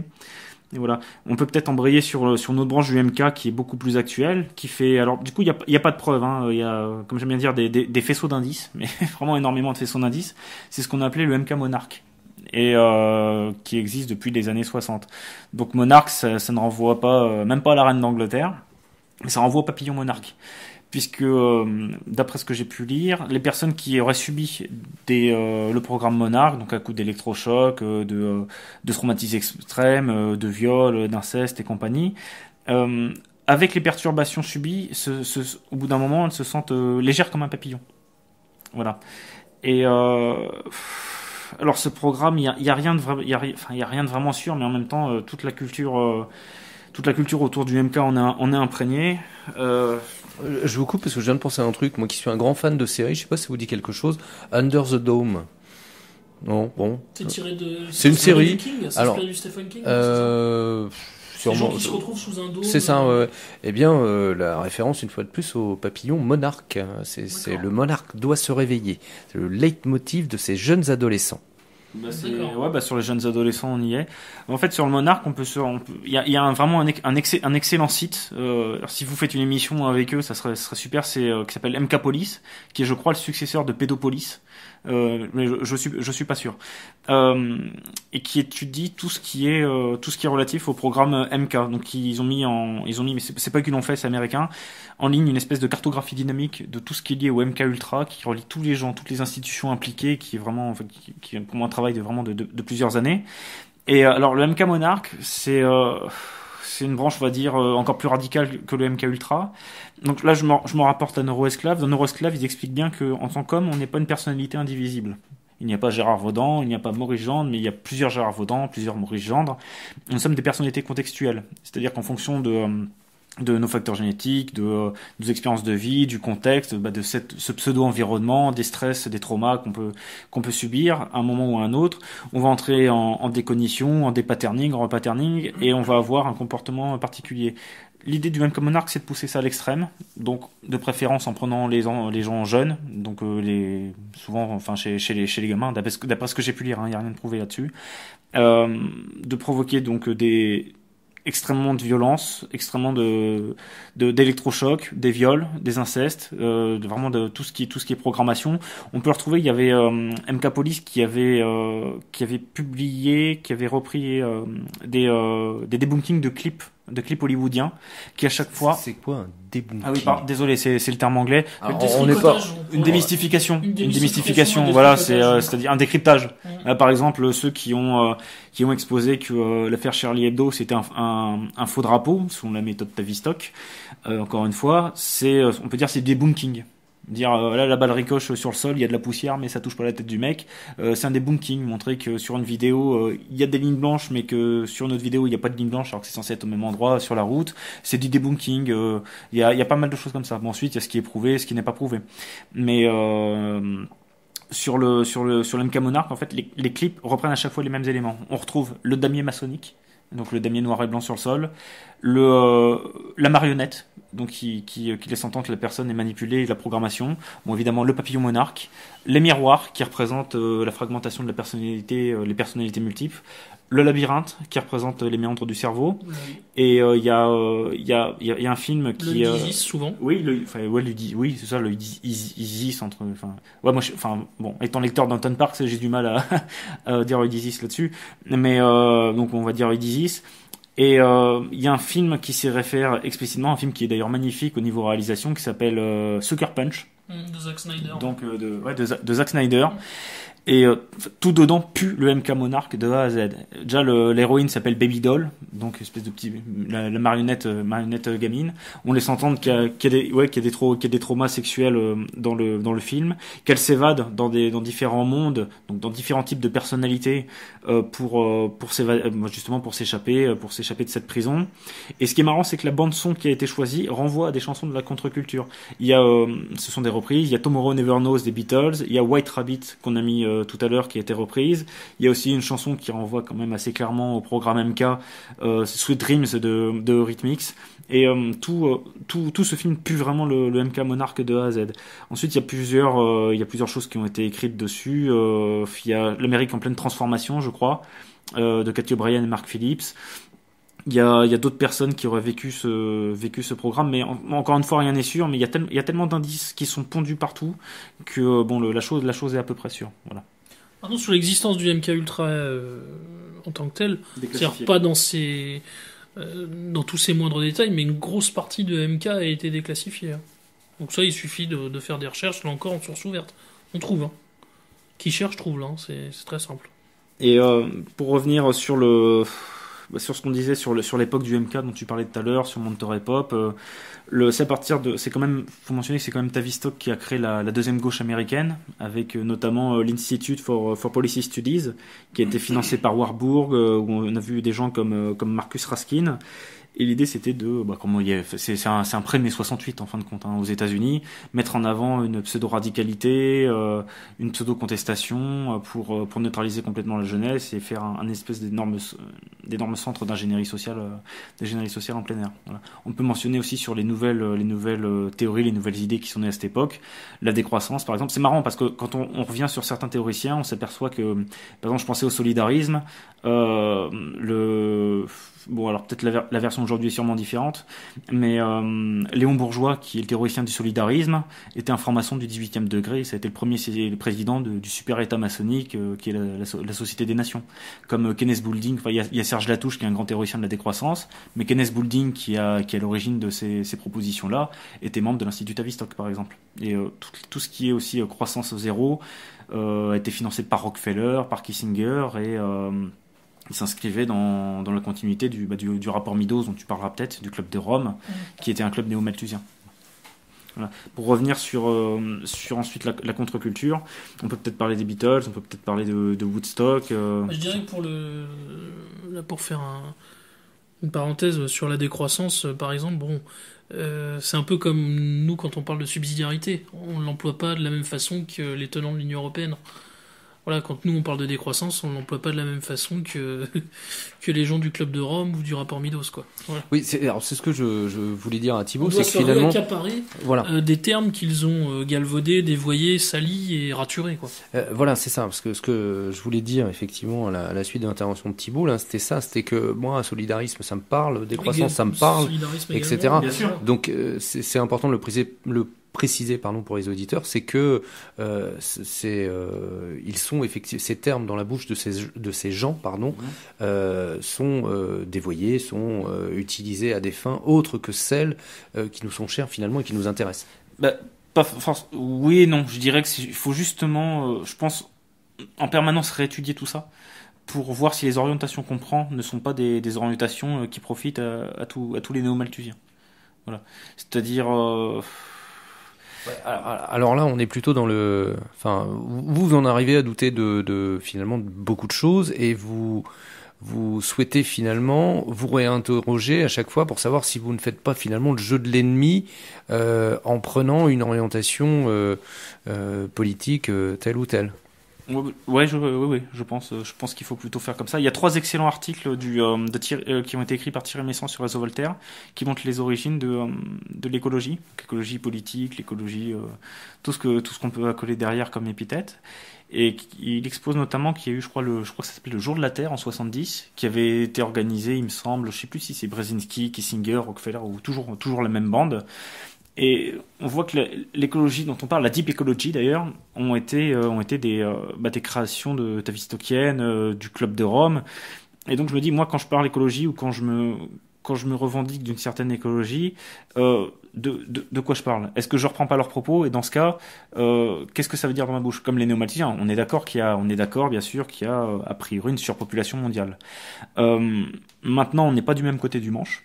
Alors quand ils disent il y a trop de population mondiale et qu'il y a ce monument, peut-être Maurice, tu te rappelles où c'est, qui dit population mondiale. Georgian Guidestones. Ouais. Qui dit la population mondiale doit être de 500 millions, je crois. Ouais.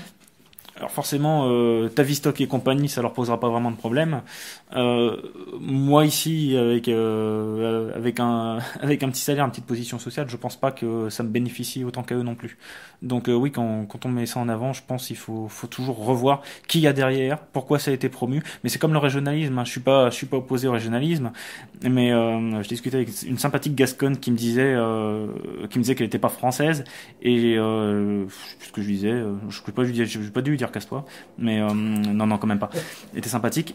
Et je sais plus, je lui disais parle anglais ou un truc comme ça. Elle me disait oui, entre un envahisseur et un autre. Je dis ouais, mais en fait ces choses mises en avant, c'est purement du Tavistock. C'est pas, enfin voilà, je sais pas vraiment comment le formaliser, mais le néo-régionalisme qui est mis en avant notamment par l'Union européenne, c'est-à-dire pour dissoudre la nation par le bas et par le haut. Ouais, c'est ça.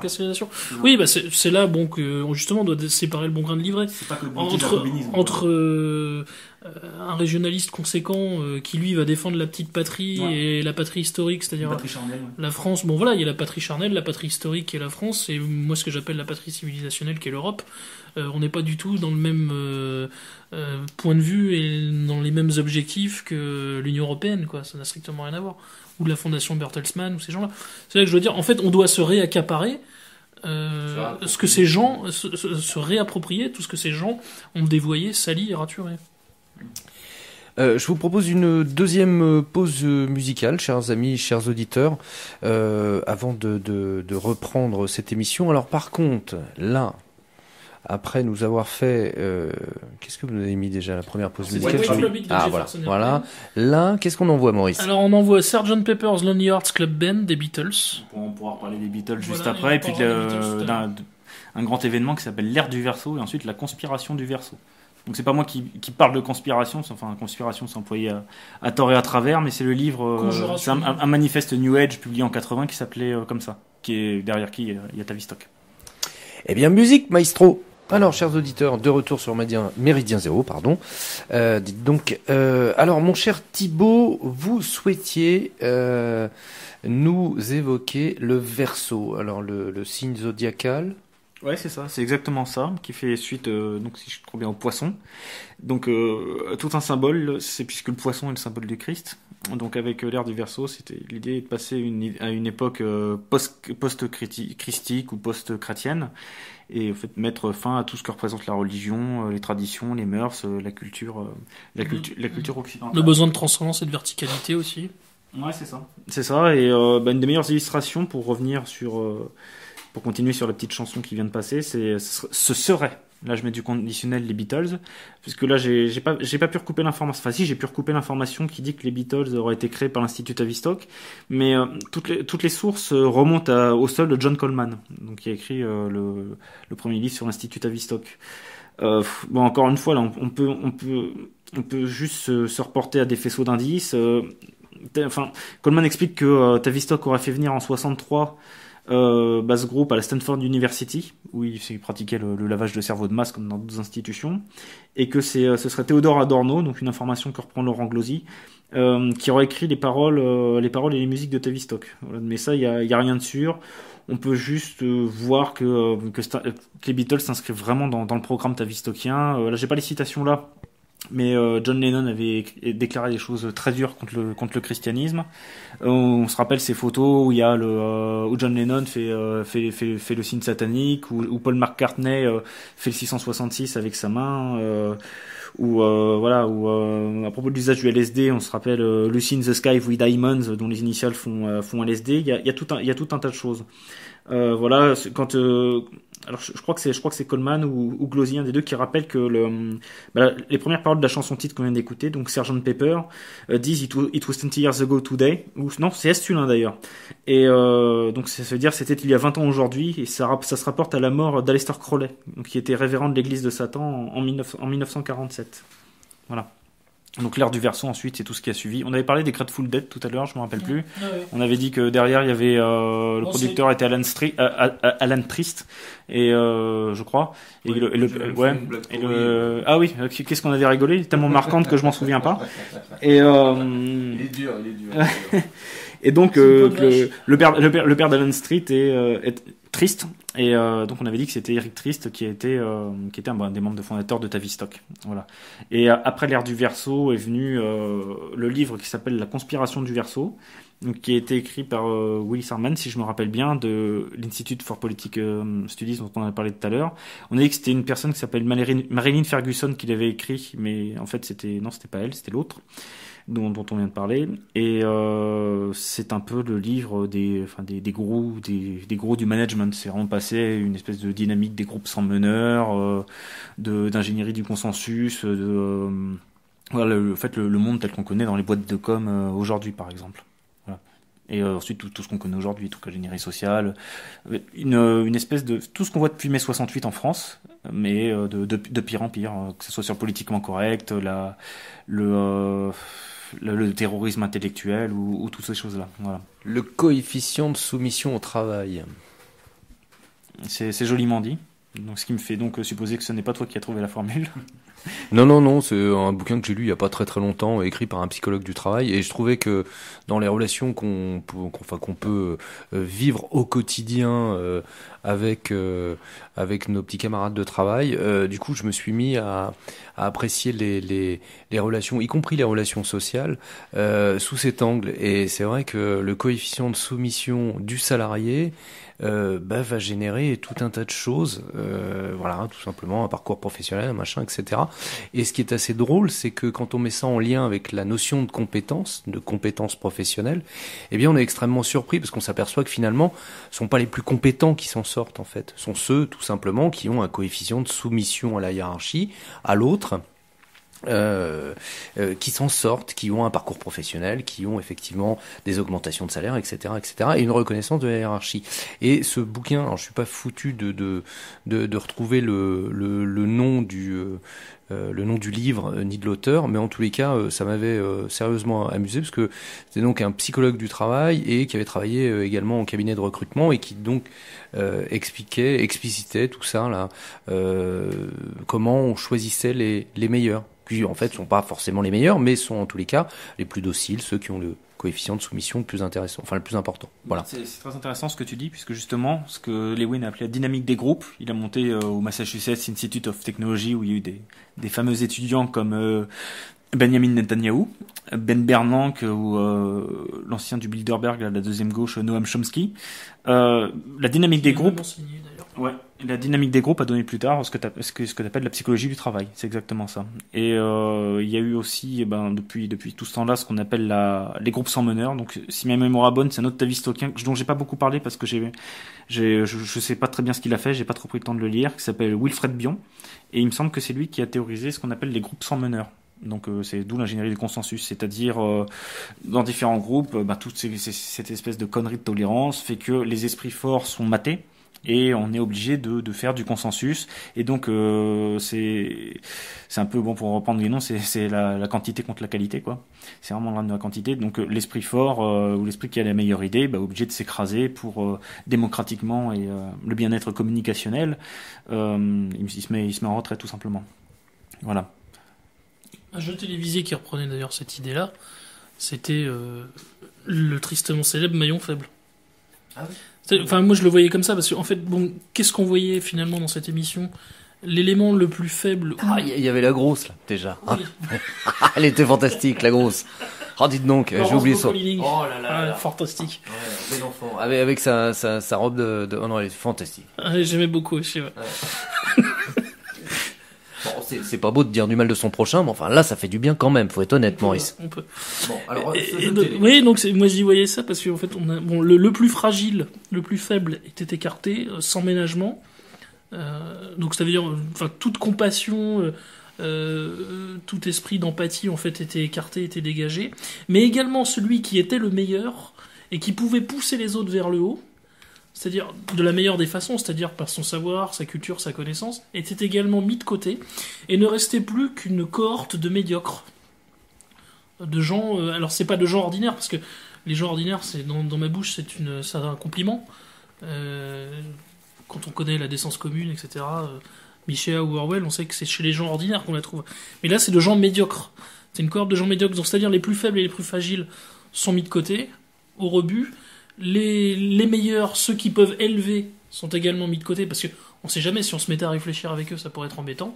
Donc on garde plus une ribambelle de gens incapables, incompétents, mauvais, et qui par contre sont extrêmement dociles, extrêmement soumis, capables des pires bassesses. Et au milieu de tout ça, il y a un gagnant en fait. Mais finalement, c'est Koh-Lanta, hein.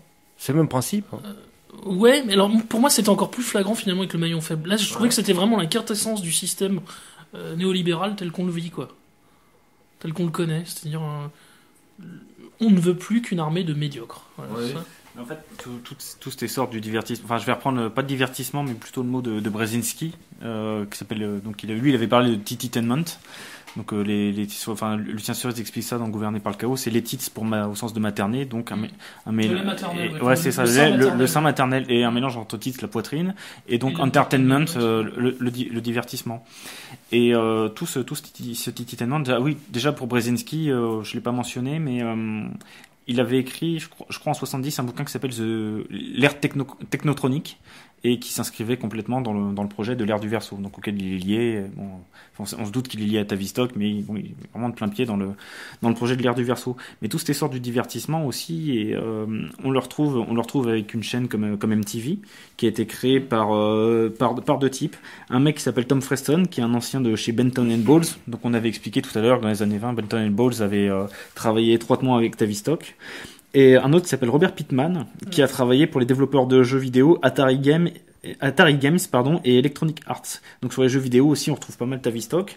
Enfin, au moins dans les endroits où a travaillé Tavistock, où il y avait des contrats avec Tavistock. J'avais vu que parmi les vieux jeux vidéo, il y avait un jeu qui s'appelait Space War en 1962, qui est né donc au MIT. En 65, il y a eu le développement d'un système d'exploitation de jeux vidéo pour AT&T. Et en 1970, il y a eu un jeu au laboratoire Bell où des bouts de code informatique autoreproducteurs s'affrontent. Et le jeu s'appelait Darwin. Donc ce qui est assez rigolo. Et donc ces gens-là ont créé, les deux types dont on parlait, ont créé MTV. Et puis bon, pour le reste, il y a tout ce qui suit avec tout ce qui est culture de masse. Le boss de MTV, un certain Sumner Redstone, est un Rothstein de son vrai nom, est un Bilderberger et un membre du CFR. Ou en tout cas, il a été proche du CFR, mais je crois même qu'il en a été membre. Et en fait, ce qui est intéressant, c'est qu'il y a même eu des études à l'époque, au moment du lancement de MTV, pour que les clips excèdent le moins possible 4 minutes. Puisqu'en fait, ils avaient vu que c'était le meilleur moyen d'accaparer l'attention. Et en fait, le téléspectateur pense qu'il a encore son libre arbitre, mais en fait, le bombardement de couleurs, de sons, ce qu'expliquait tout à l'heure Thibaut, fait qu'en fait certaines zones cérébrales sont plus activées que d'autres sont au contraire complètement léthargiques et endormies, et en fait le libre arbitre n'existe plus réellement. Et d'autres études ont été faites qui prouvent que des chansons qui ont été écoutées lors de la prime enfance, lorsqu'on est très jeune, évidemment provoquent un certain nombre de réminiscences, de souvenirs qui vous resteront attachés toute votre vie, et qui vous ramèneront à des espaces, enfin, à une forme d'antériorité qui parfois est source de douleur, de peine, de souffrance, et qui finalement vous enfonce dans une forme de dépression qui peut être chronique. Donc en fait, ils ont été jusqu'à étudier ça. Ça fait penser à Radio Nostalgie. Se demander qui est derrière à chaque fois les projets de radio. C'est toujours chercher qui est derrière tel projet ou tel projet, voir les noms, pourquoi la chose a été faite. C'est quand même assez intéressant. Et en général, on trouve des réponses assez intéressantes. Et sinon, pour poursuivre, on peut peut-être s'intéresser un petit peu à Tavistock aujourd'hui, parce que jusque-là, on a parlé, enfin MTV existe toujours, on a parlé des clips sur le MK Monarch et tout ça. On a vu que il suffit de voir aujourd'hui de toute façon que la désinformation est toujours présente, comment elle se passe, que ce soit aux États-Unis, que ce soit en France, et on reconnaîtra tous les processus d'ingénierie sociale qui ont vraiment la marque de fabrique Tavistock. Et je vais aller voir un petit coup sur l'espèce de fondations, d'instituts justement qui sont détenus par Tavistock toujours pour voir ce qu'il fait aujourd'hui. Et donc je me suis penché sur juste un ou deux comme ça, parce qu'il y en a énormément comme on disait en début d'émission. Et il y a notamment l'Institut Esalen. Donc l'Institut Esalen, je rappelle, c'est un institut qui avec la Rande était un bon centre d'expérimentation pour le MK Ultra. Donc je suis allé sur le site de l'Institut Esalen et sur la page des partenaires. Donc c'est déjà très intéressant de noter que sur la page des partenaires, il y a un gros papillon monarque en photo qui les présente. Donc encore une fois un faisceau d'indices, on va dire. Et parmi ces partenaires, j'en ai retenu deux, les autres je les connais pas. Il y a la fondation Milton Erickson, qui est, comme je l'avais dit tout à l'heure, était spécialiste de l'hypnose conversationnelle et un grand inspirateur de la PNL. Et alors l'hypnose conversationnelle, ce sont des techniques de suggestion sous-hypnotique. Là, je reprends un peu ce que disaient Paolo Lucioni et Marco Della Luna dans Neuroesclave. On retient trois choses. Il y a le rythme, donc c'est-à-dire ce qu'ils appellent en anglais le pacing, pour calquer sa respiration sur la fréquence respiratoire de l'autre et être en espèce de symbiose avec lui pour fusionner plus ou moins. Ils disent manipuler les processus logico-linguistiques subconscients de l'hémisphère dominant en profitant de la distraction de l'intellect conscient de façon à être convaincant au moyen de faux arguments qui ne seront pas reconnus comme tels par le manipulé. Donc en fait, on revient déjà à ce que disait Lippmann à l'époque sur l'utilisation des images, des sons et puis d'un espèce de pseudo-environnement. Ensuite, il disait pénétrer l'hémisphère cérébral non dominant à l'aide de suggestions comme des images, des récits qui entrent dans l'inconscient en trompant la protection de l'esprit critique, en exerçant une influence modificatrice sur les capacités d'évaluation et d'évolution, en implantant dans l'inconscient des mécanismes de commande, dits ancrage, auxquels l'inconscient obéira en réponse à des stimuli appropriés. Bon, pour la faire courte, je suis Charlie. Voilà, tout le monde aura compris. Voilà, et ils expliquent bien que dans Neuroesclave que les anecdotes hypnotiques facilitent la persuasion. Et c'est ce qu'on appelle aujourd'hui le storytelling globalement. Et il y a un autre partenaire qui a retenu mon attention, c'est Joanna Macy. Le nom renvoie très clairement aux conférences Macy, surtout quand on regarde les domaines auxquels elle s'intéresse. Donc je pense qu'il y a une parenté avec Josiah Macy Jr. J'ai pas pris le temps de creuser plus que ça pour m'en assurer. Mais il y a marqué qu'elle s'intéresse beaucoup à la théorie générale des systèmes, donc ce qui renvoie au livre de Ludwig von Bertalanffy sur la théorie générale des systèmes. Alors qu'est-ce que c'est globalement ? C'est de la systémique, c'est analyser quelles règles régissent ce qu'on appelle un système, donc c'est-à-dire un ensemble d'éléments en interaction, comment les harmoniser, comment c'est un peu ce qui est à la base de la nouvelle communication ou aussi ce qu'on peut voir pour ceux qui veulent lire dans le macroscope de Joël de René ou des choses comme ça. Donc ça renvoie aussi pas mal à l'ingénierie sociale. Elle est aussi elle a travaillé aussi avec Erwin Laszlo, et qui est le préfacier de von Bertalanffy. Elle est aussi très intéressée, elle a écrit des bouquins dessus sur la deep ecology, donc ce qui renvoie au néo-malthusianisme des années 70, dont on a parlé tout à l'heure. Et donc, je parlais de Laszlo, elle a travaillé avec lui sur un projet pour le Club de Rome. Donc qui renvoie encore une fois de plus à Tavistock, et elle s'est dit très influencée par Gregory Bateson, donc MK Ultra, Tavistock et compagnie, avec les travaux qu'il a menés dans une compilation d'articles qui ont abouti à 2 bouquins qui s'appelle Vers une écologie de l'esprit, donc qui est aussi une espèce de théorie générale des systèmes assez globale, assez poussée, parce que les mecs étaient quand même des esprits brillants. Est-ce que tu sais si autour de tous ces gens il y a une influence de la théosophie, de Blavatsky, ce genre de choses? Ouais. Il y a des connexions? Là, ma mémoire me fait défaut, mais oui, il y a clairement l'influence. Tu parles de Blavatsky, Daniel Estulin en parle énormément. Et autour de Tavistock, il y a toute l'influence de Blavatsky. Oui, parce que, Ouais. tout ce que tu décris depuis tout à l'heure, bon, ça rappelle vraiment. Huxley, c'est la secte dionysiaque des fils du soleil, je crois. Mais là, la mémoire fait défaut, mais oui, bien sûr, tout ce qui. Je t'ai mentionné déjà tout ce qui était maçonnique derrière, donc que ça soit Walt Disney, que ça soit. Maçonnique ou paramaçonnique en tout cas. Ouais, mais oui, ou ésotérique. Ouais. Voilà. Et ensuite, pour terminer, elle était aussi très influencée par les travaux de Kenneth Boulding, donc le théoricien de la décroissance de Tavistock, dont on avait parlé tout à l'heure. Voilà. Et l'autre chose à laquelle je me suis intéressé, c'était au Stanford Research Institute. Donc c'est un copain qui s'appelle Pierre qui m'a fait connaître ça. Il m'a dit tiens, est-ce que tu connais la captologie? Je fais non, pas du tout. Il m'a dit c'est au Stanford. J'ai fait donc c'est Tavistock. Et donc je suis allé là, je vais vous lire justement ce que j'ai traduit, ce qui est simplement exposé sur le site du Stanford Research Institute sur la page dédiée. Et en fait, c'est la technologie dite persuasive. Donc captologie, c'est pour c'est pas capter, c'est capt, c'est pour computer as persuasive technology. Les ordinateurs comme technologie de persuasion. Ils expliquent là-bas que c'est l'étude des ordinateurs en tant que donc de technologie de persuasion et que ça inclut notamment le design, la recherche et l'analyse de produits de calcul interactif, donc les ordinateurs, les téléphones mobiles, les sites internet, la technologie radio sans fil, les applications mobiles, les jeux vidéo, dont on parlait tout à l'heure, etc. Et ça aurait été créé, enfin c'est même pas ça aurait, puisque ce sont eux qui le disent, cela a été créé pour changer les attitudes et comportements des gens. Le type qui en est à l'origine s'appelle B.J. Fogg et c'est un prof de psychologie à Harvard. Je rappelle, je crois que je l'ai pas dit, que Kurt Lewin a fondé la psychologie clinique, la clinique de psychologie de Harvard. Donc bon, Tavistock une fois de plus. Et donc c'était fait en 96. Et dans sa thèse, Fogg exposait que via la psychologie expérimentale, que les ordinateurs pouvaient changer les pensées et comportements des êtres humains, et cela de manière prédictible et anticipable. Voilà, donc ça renvoie à toute la cybernétique et à l'ingénierie sociale. Bon, méthode tavistockienne, c'est une technologie de persuasion pour le bien-être humain, bien évidemment. Et il montre une petite photo et qui montre deux cercles qui s'enchevêtrent. Au milieu, il est marqué captologie, mais à gauche, il est marqué persuasion. Et avec des mots-clés, changement du comportement, changement de l'attitude, motivation, changement dans la vision du monde, conformité. Et sur l'autre cercle, il y a marqué ordinateur, donc comme mot-clé, site web, application pour téléphone mobile, jeux vidéo, logiciel pour ordinateur, environnement intelligent, donc intelligent smart.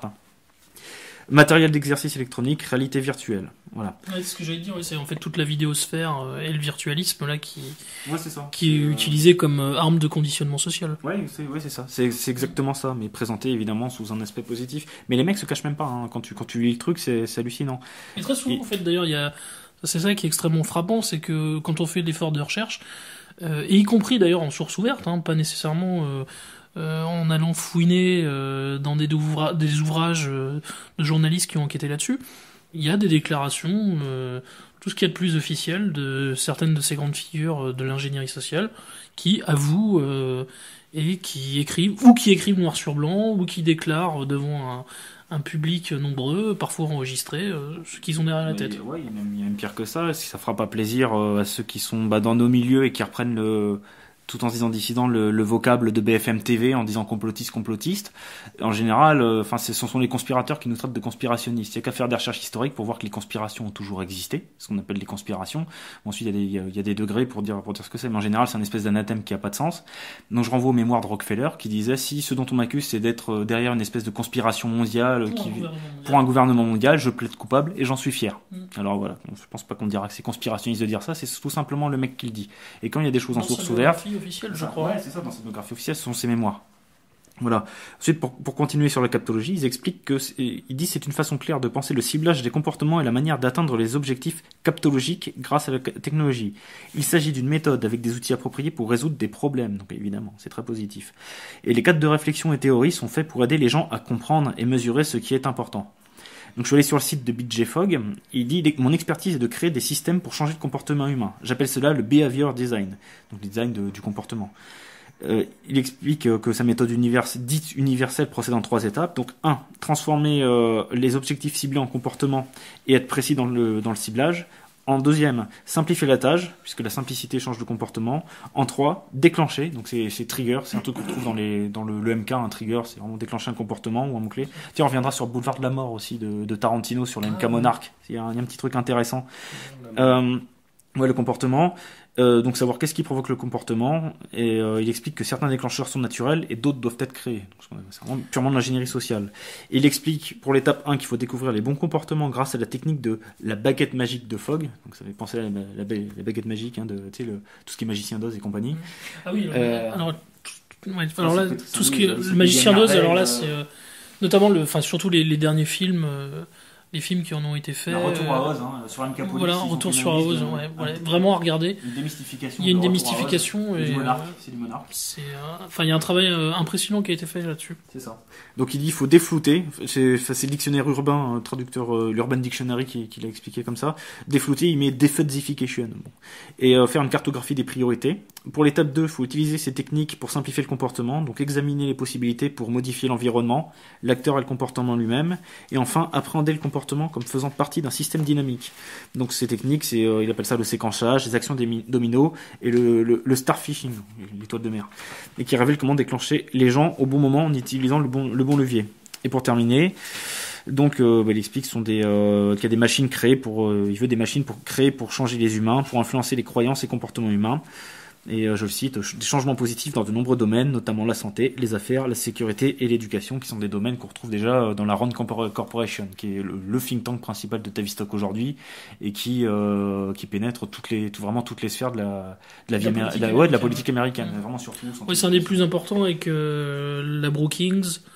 Il y a le Cato Institute aussi, si je ne me trompe pas, dans un autre domaine, qui n'est pas une émanation de Tavistock d'ailleurs, mais qui fait partie des laboratoires d'idées, comme on dit là-bas, ou des réservoirs de pensée qui sont très influents.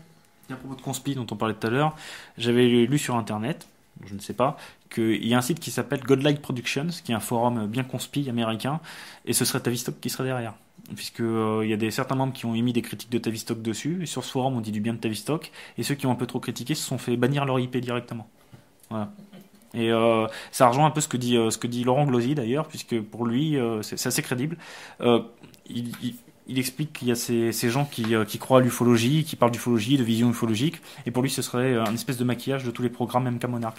Il y a des gens qui auraient entendu des voix après s'être fait enlever par des extraterrestres, qui seraient fait opérer, et chez qui on aurait retiré une micropuce dans le crâne.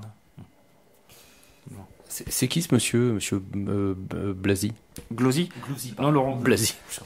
Laurent Glosy, j'ai lu que ça de lui. Je sais qu'il a écrit des bouquins sur différents thèmes. C'est sûr que ses interventions vidéo, il semble un peu farfelu, un peu excentrique, mais ce n'est pas pour ça que ses travaux sont achetés à la poubelle. Loin s'en faut. Il y a un vrai travail, parfois en profondeur. J'ai lu plusieurs choses de lui. Il y a quand même une vraie recherche sérieuse. Alors effectivement, il faut évacuer le côté, comme je disais, un peu, on va dire folklorique du personnage, quoi. Moi, quand on parle d'ufologie, je suis désolé, je peux pas m'en empêcher, il faut que je la place. J'ai une pensée pour Jean-Claude Bourret. Ah oui. Un grand monsieur. Thibaut, vous ne connaissez pas Jean-Claude Bourret? Non, mais je fais pas dans l'ufologie. Non, mais parce qu'on parlait d'ufologie, et voilà. Et vous connaissez pas Jean-Claude Bourret? Je pense à Jacques Pradel aussi, et à Roswell. Et encore mieux, le bêtisier de Roswell vu par les guignols de l'info. C'est un grand moment, ça aussi. As-tu lu Anton Parks? Je la fais à tout le monde, donc as-tu lu Anton Parks? Non, honte à toi, et puis pour l'éternité. Ouais. Par contre, moi je voulais revenir sur les jeux vidéo, parce que tout à l'heure vous avez parlé, Thibaut, des jeux vidéo, alors bon, années 60, 70, etc. Mais aujourd'hui, parce que alors moi je connais pas spécialement ce monde du jeu vidéo, mais quand on voit, j'ai des enfants, les mômes sont accros aux jeux vidéo, il n'y a pas que les mômes d'ailleurs. Alors, on est d'accord, mais justement, est-ce que vous avez un peu creusé de ce côté-là? Vous avez quelque chose à dire sur les jeux vidéo d'aujourd'hui? À quel niveau? Non, juste en voyant, je me rappelle que par exemple quand j'ai fait le premier GTA, quand j'étais beaucoup plus jeune, que ça remonte, avec tous ces graphismes pourris vus d'en haut. C'est quoi un GTA? GTA, Grand Theft Auto. Là où on fait du carjacking, où on tue pas mal de monde, voilà. Il a fait scandale. Aujourd'hui, les publicités pour chaque GTA sont énormes dans le métro. Voilà. Et qu'est-ce qui est promis dans GTA, c'est vraiment le culte de l'ultra-violence, parce qu'il s'inscrit dans les théories de Francfort, de l'école de Francfort, de la lutte, voilà. C'est-à-dire la non-soumission à l'autorité, donc la liberté de faire soi-même ce qu'on veut. La personnalité autoritaire. La non-soumission à la personnalité autoritaire. Ouais, c'est ça. C'est ça. Et non, en fait, j'ai pas creusé.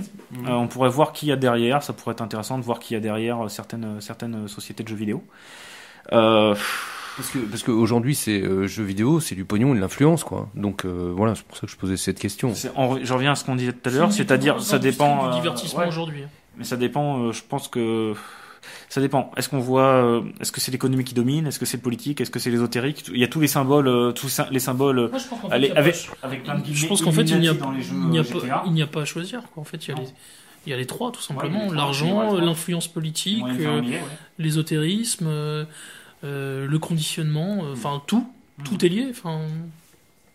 Mais ils se cachent même plus. Tu regardes les Assassin's Creed. Je voudrais juste préciser un élément en revenant au tout début de l'émission. Donc, comme nous l'avons dit, en fait, la clinique Tavistock a été créée au tout début des années 20. Mais tu parlais de son influence dès 1913. Donc moi, quand je pense à 1913, comme beaucoup de gens et d'auditeurs de Méridien Zéro, je pense à la création de la Fédérale Réserve. Donc est-ce qu'il y a un lien, selon toi? Oui, comment? C'est même pas selon moi, c'est ce qu'explique John Coleman.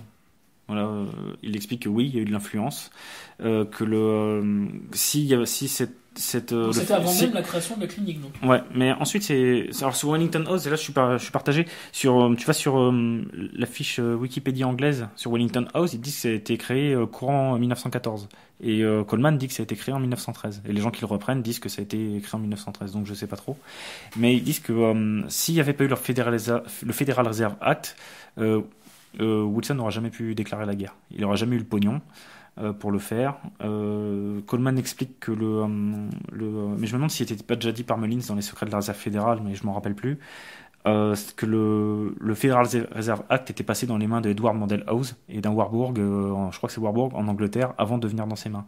Donc oui, il y a un lien avec le Federal Reserve Act, ouais, tout à fait. Très bien. Et attends, on peut peut-être finir par contre sur le boulevard de la mort. Voilà, c'est alors Boulevard de la Mort, c'est un film. Ouais, c'est un film, mais comme on le disait déjà avec Sucker Punch ou avec pas mal de vidéos ou même d'autres films, on parlait de Vidéodrome. C'est exact par Rodriguez et Tarantino, je crois. Ouais, c'est ça. Et ou non, je crois pas que c'était co-réalisé puisque c'était. Pour moi, c'est du Tarantino. Hein. Ouais, c'est Tarantino. Rodriguez, c'est Planète Terreur. Rodriguez fait Planète Terreur. Ouais. Mais il me semble même que Rodriguez doit faire une scène de réalisation, puisqu'à chaque fois ils ont l'habitude de faire ça. Je crois que Sin City, Rodriguez a réalisé et Tarantino a réalisé une scène dans le premier Sin City.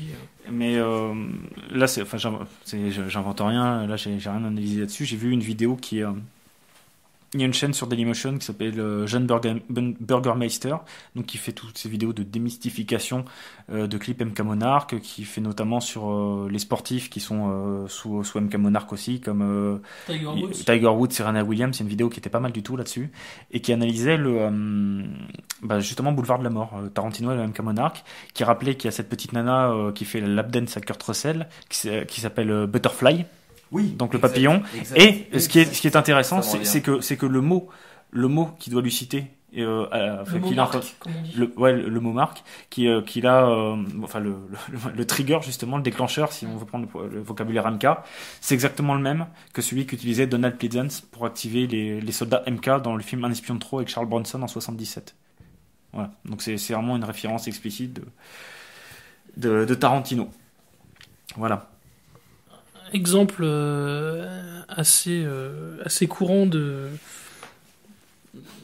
personne qui s'est déclarée victime d'un mind control, c'est Sirhan Sirhan, l'assassin de Bobby Kennedy, qui a dit lui-même ne plus avoir aucun souvenir des 10 minutes qui ont précédé les tirs et les 10 minutes qui ont suivi. Trou noir complet. Et d'après certains, en fait, il a sûrement été un... Enfin, ça, évidemment, c'est quasiment... Parce que j'ai envie de dire, je m'en souviens plus, chef, j'ai pas fait exprès, voilà, c'est une excuse un peu facile quand même. C'est quasiment impossible de... C'est évidemment quasiment... Voilà, c'est quasiment... Avec Breivik ? Ouais. Ah bon ? Non, je n'ai pas suivi, là. Non, Breivik, j'ai pas vu non plus, mais admettons. En tout cas, c'est quasiment impossible de prouver, évidemment, que ce fut le cas. Mais ce qui est intéressant, c'est que Sirhan Sirhan n'avait aucune raison finalement d'assassiner Robert Kennedy. On n'a pas trouvé de connexion avec telle ou telle personne, tel ou tel milieu pour qu'il aille descendre Bobby Kennedy. Alors, par contre, donc bon. Par contre, sur le frère John Kennedy, Je sais que, alors là, bon, même s'il met des guillemets sur des pages, c'est carrément du plagiat de Daniel Estulin. Il cite un livre qui s'appelle, je crois que tu m'avais dit, qui s'appelait King Kill 33, parce que j'avais oublié le titre. Ou Dallas 33 ou King Kill 33, je sais plus, il analyse tout l'itinéraire de Kennedy, tout son chemin, il renvoie à tous les symboles maçonniques auxquels ça renvoie, et tout se tient mais de manière vraiment hallucinante dessus. Et ensuite, pour revenir sur ce qu'on disait sur Aurora, le gamin qui a fait ça, c'était dans la salle de projection de Batman, ne se rappelait de rien ensuite. Et bizarrement, son père qui devait témoigner dans une grosse affaire de conflit d'intérêts s'est rétracté après cette histoire. C'est lors de la tuerie de Newton, c'est ça? Moi c'était Aurora, je me rappelle pas si Newton c'était mal. Il y en a eu plusieurs, il y en a eu plusieurs qui sont succédés. Il y a eu Tucson, Newton et Aurora. Effectivement, dans les plusieurs cas, plusieurs fois, des gens ont dit ne pas avoir de souvenirs. Non, mais ça disons que ça c'est à mon avis un autre. Phénomène, Non, c'est même pas un autre phénomène, c'est des autres false flags, faux drapeaux de Tavistock, tout simplement pour supprimer le deuxième amendement. Voilà, le droit de porter une arme. Ce qui est régulièrement avancé, voilà. D'ailleurs, même pour Sandy Hook, je crois que alors là, c'était incroyable, c'est des mecs qui avaient retrouvé ça. Il y a Sandy Hook qu'on retrouve donc là où a lieu la tuerie. Certains ont retrouvé le nom dans le Dark Knight, je crois, de Nolan. Alors, je sais plus si c'est le Dark Knight Rises ou le premier Dark Knight, mais c'était incroyable. Là, on se dit, quand même, je veux bien la simple coïncidence, ou je veux bien passer pour farfelu, mais là, c'était quand même assez impressionnant. Faudrait que je retrouve le lien et je le mettrai pour les auditeurs de MZ.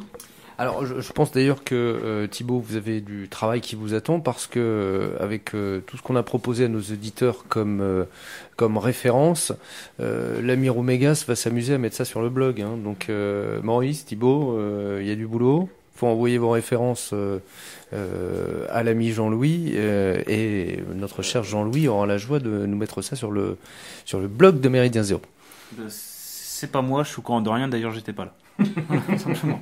Non, je vais mettre tout ce dont je me suis servi, source ouverte, je le mettrai, ouais. Je vais essayer de mettre chronologiquement, les ouvrages. De toute façon, sur Tavistock, il y en a que deux. Il y a celui de Coleman que je vais mettre en PDF, puisqu'il est disponible en anglais, en format PDF sur Internet. Estulin, il l'a fait qu'en espagnol. Je sais pas si c'est lui la vidéo que vous m'aviez envoyée pour préparer cette émission là, non? Non, en fait la vidéo, je crois que c'était dans le concours Infowar, donc je sais pas si c'est en rapport avec ce que fait Alex Jones, mais c'était c'est sur lequel il y a beaucoup à dire aussi d'ailleurs, Alex Jones. Sionard. Il y a c'est quelqu'un qui a fait ce documentaire, mais qui a repris énormément de sources, de ce que dit Daniel Estulin. D'ailleurs, le documentaire est hispanophone et Daniel Estulin a écrit le bouquin en espagnol. Mais il cite pas Estulin une seule fois, il aurait pu le faire, le mec quand même. Mais non, ça a beaucoup servi. Mais voilà. Ok. Eh bien, messieurs, je crois qu'il va être l'heure de conclure. Alors, c'est dommage parce que je suis en train de me dire qu'on a passé 2 pauses musicales. On en avait une 3e en stock. Qu'est-ce qu'on en fait, messieurs? On décide de la passer sur les dernières minutes de l'émission ou pas? C'est vous qui voyez, hein? Vous voulez, c'est pour Thibaut. Thibaut, il tenait beaucoup. Thibaut, il tenait beaucoup. Si on la passe pas, j'interdis formellement de passer l'émission sur Méridien Zéro. Donc voilà, là du coup, oui, je prends en otage. Alors par contre, merde, elle passe à la fin, donc ils peuvent arrêter. Écoutez, c'est simple. Hein, il nous reste 6 minutes. Alors vous avez, allez, 1 minute 30, Thibaut, pour nous expliquer ce que vous nous faites écouter derrière, et ça sera pourquoi, et ça sera la chanson de la fin. Je vous en prie, à vous, Thibaut. Ça va être le monarque du 21e siècle, donc Lady Gaga, évidemment. Donc, on a choisi, on a hésité avec Maurice entre Bad Romance et Born This Way. On a pris Born This Way puisque c'est une chanson dont les paroles sont bien antiracistes, bien pro-métissage. Gender Theory aussi. Ouais, Gender Theory, tout ça. Et, Bad Romance, il y a une démystification qui est disponible sur Dailymotion ou YouTube, qui est pas mal du tout. Là, ça sera à l'auditeur de se faire son avis et puis éventuellement de visionner le clip pour voir tout ce qu'il y a de tavistockien derrière. Et pour ceux qui s'intéressent au transhumanisme et qui en ont déjà entendu parler, notamment par Lucien Cerise, il y a un personnage donc qu'elle a inventé, qu'elle a créé toute pièce, qui s'appelle Mother Monster, donc qui est vraiment une ode au transhumanisme. Et là, il y a même une scène complètement incroyable dans un des clips, je ne sais plus lequel exactement d'ailleurs, où on assiste à un accouchement en fait d'un d'un post-humain, voilà, une sorte de chimère. Ouais, avec un mélange d'exogénèse version Tavistock. Voilà, quoi. d'exogénèse. Enfin, c'est assez impressionnant, c'est à voir, et c'est assez abominable évidemment, mais c'est à étudier. Voilà, c'est à étudier. D'accord, eh bien très bien. Merci messieurs en tous les cas de nous avoir éclairés. Merci Thibaut, merci Maurice. Chers auditeurs, j'imagine que vous en savez bien plus maintenant sur l'Institut Tavistock. Eh bien moi je vous dis encore merci pour votre soutien et à bientôt. Et comme on a l'habitude de le dire, à l'abordage. Et pas de quartier!